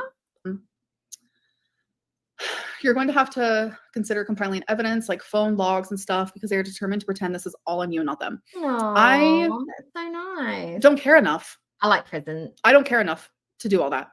They can say what they want, and I'll be here to like confirm You or said that, deny Nola, because I'm not here me. to literally admit my wrongdoings. Like I am. I think what's going to be wrong is if they bring other people in the situation. That's when I know that like not only are they bad people, liars, trolls, cheaters, but like they're just doing this to be dirty. Because it's like if you bring it, I'm sorry. I kind of feel like the person that like if you know somebody's married or in a relationship and you continue the relationship after you know that, it kind of makes you a cheater as well. Like you are complicit in the act of cheating. And it's not because you're ignorant to the fact that other person's in a relationship. It makes you okay with cheating. So you are a cheater too, even if you're single, but it still makes you crappy and cheater adjacent. in any of the people in my life or bring in anyone I've talked about from my past, like you're just being gross. I think the person that we are referring to, you know who I'm talking about, Anola, I think he just likes to be contrary. That's his shtick. Being contrary to everybody else in Girl World. That's just what he does. Just to go against the grain, you know? This isn't about me anymore. This is about something a little deeper. And Like, that's wrong, because I'm not going to, like, I know things about them. I know things about both of them, especially Erica. Are you joking? Like, I'm not going to sit here and like reveal all their like dark secrets and stuff. Like, that's not what this is about. This is about a homewrecker. This is about a cheater. This is about people trolling. Like, that's what this is about. This isn't about anything other than that. But you're not convinced that they were trolling. You said if they were trolling. I don't even know if it was trolling. Was it or was it not? You know? So, that's just kind of the way that I view things in this moment. You did my 22nd B-Day cameo. I love you so much. Thank you. Oh, you're welcome. Of course. Oh, this is all just fluff and garbage and ass now, isn't it? So yeah, I don't really know what else to say. I feel like more things are obviously gonna like come to light, obviously. Things that probably have absolutely nothing to do with mine and Can we manifest? Can we do we need to do a manifestation. Put your antennas up, everybody. If you're new and you don't know, you've got to put your antennas up. Otherwise, it won't reach the universe and your requests do not get met. Universe. Yes, it's me. It's been a while. Haven't asked for much lately. I've been pretty independent. I've been making my own manifestations come true. Now, I have a request. Yes. It's not a particularly big one, and I'm sure it's something you could manage. There are amber nudes out in the ether. Yes. Yes, you've heard of those. Okay, excellent. I was just wondering if there's any way you could make them not hit Twitter. We don't need to see custard boobs and sandbag legs. We don't need to hear weird moaning and groaning from Amby. If there's any way you could sort of like make the phone or the device fall in the toilet, in the sink, get dropped down a flight of stairs, accidentally go missing, get wiped from the emails, maybe a virus. If there's anything you could do to stop that from hitting the world, it would kind of balance out Chantal's Peeps bath pictures and the OnlyFans photographs. I mean, we've all had those laser beamed into our brains. It would be super, super awesome if we didn't need to get custard tits. Hey, do you reckon? Thanks. Bye. Okay, I did what I could. Erica's relationship, and I think that's the part that's not, it's just going to be unfair. It's not going to be right. It's not going to be okay, because I told her things in confidence. Hi, Pudgy.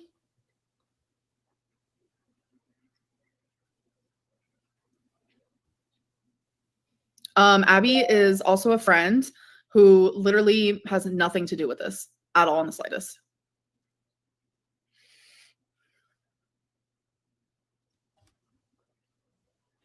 What's Brittany's last name? I'm not going to say that. Team Amber, those women are nuts. It's a lot. Fuck off. I don't even know. Like, it's just been like really heavy. It just get boring from here, because I feel like it's starting to get really blah, blah, blah, bogged down. Does she admit anything more? Because I don't think I want to listen to anymore. It's all just from here. We'll skip ahead and see if it gets any better. I hope Alexis is fucked off from here. So I can do both of those things for sure.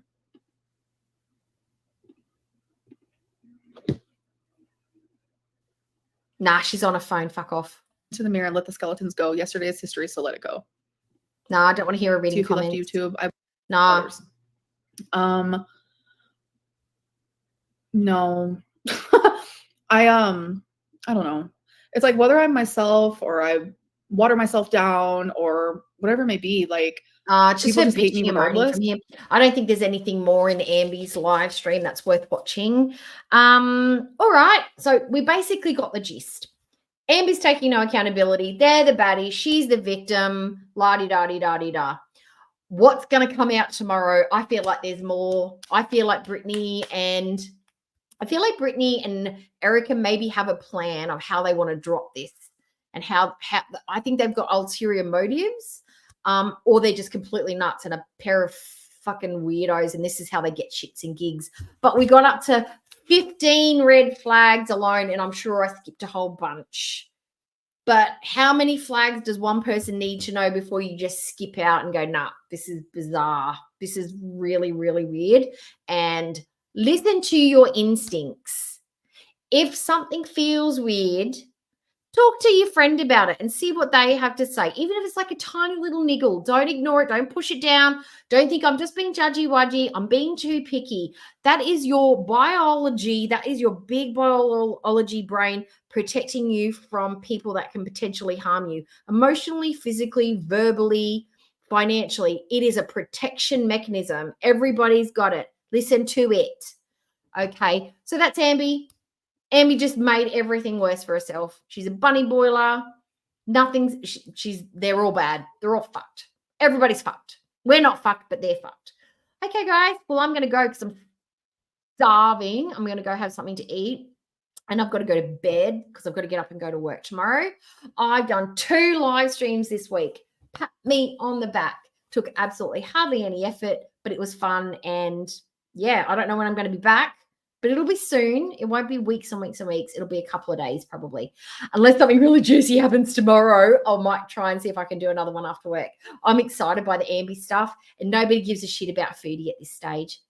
Except to say, what's the song? What was the song? What are the lyrics that she was singing? I can't even remember the Rick Astley song. All I've got in my head is "Don't Go Breaking My Heart," but I know that's not the right song. But that's how she sang it. I couldn't do that if I tried. That's how Foodie sings her rock and roll songs. All right, guys. Hope everyone has a good night. Thanks for coming. I'm going to read off some names. We've got Sea Life, Trailer Park Trophy Wife, Mark Stevens, Enola. Thank you for being here. We've got Pudgy Pigeons. We got Lynn. Oh, Lynn, I'm going now, but hi, Lynn. Boop for Buddy, Boop for Antonis. Ghost, Fireflies in the Sky, Enola, Natural Ginger was here, Shenanigans, Panda Pondu, Oceana Song, Diane again. Who else was in here? Lee Pepper, hello, Be Kind, Mark, bye, Jason, Merriam. If I miss you, I'm sorry. Jilly Witch, Isabella. I know you went in here, but hi, Sour Cats. How are you going? Replay Gang Gang. Hit the like on your way out, and I'll see you guys soon. Bye. Bye. Bye. Bye. Bye.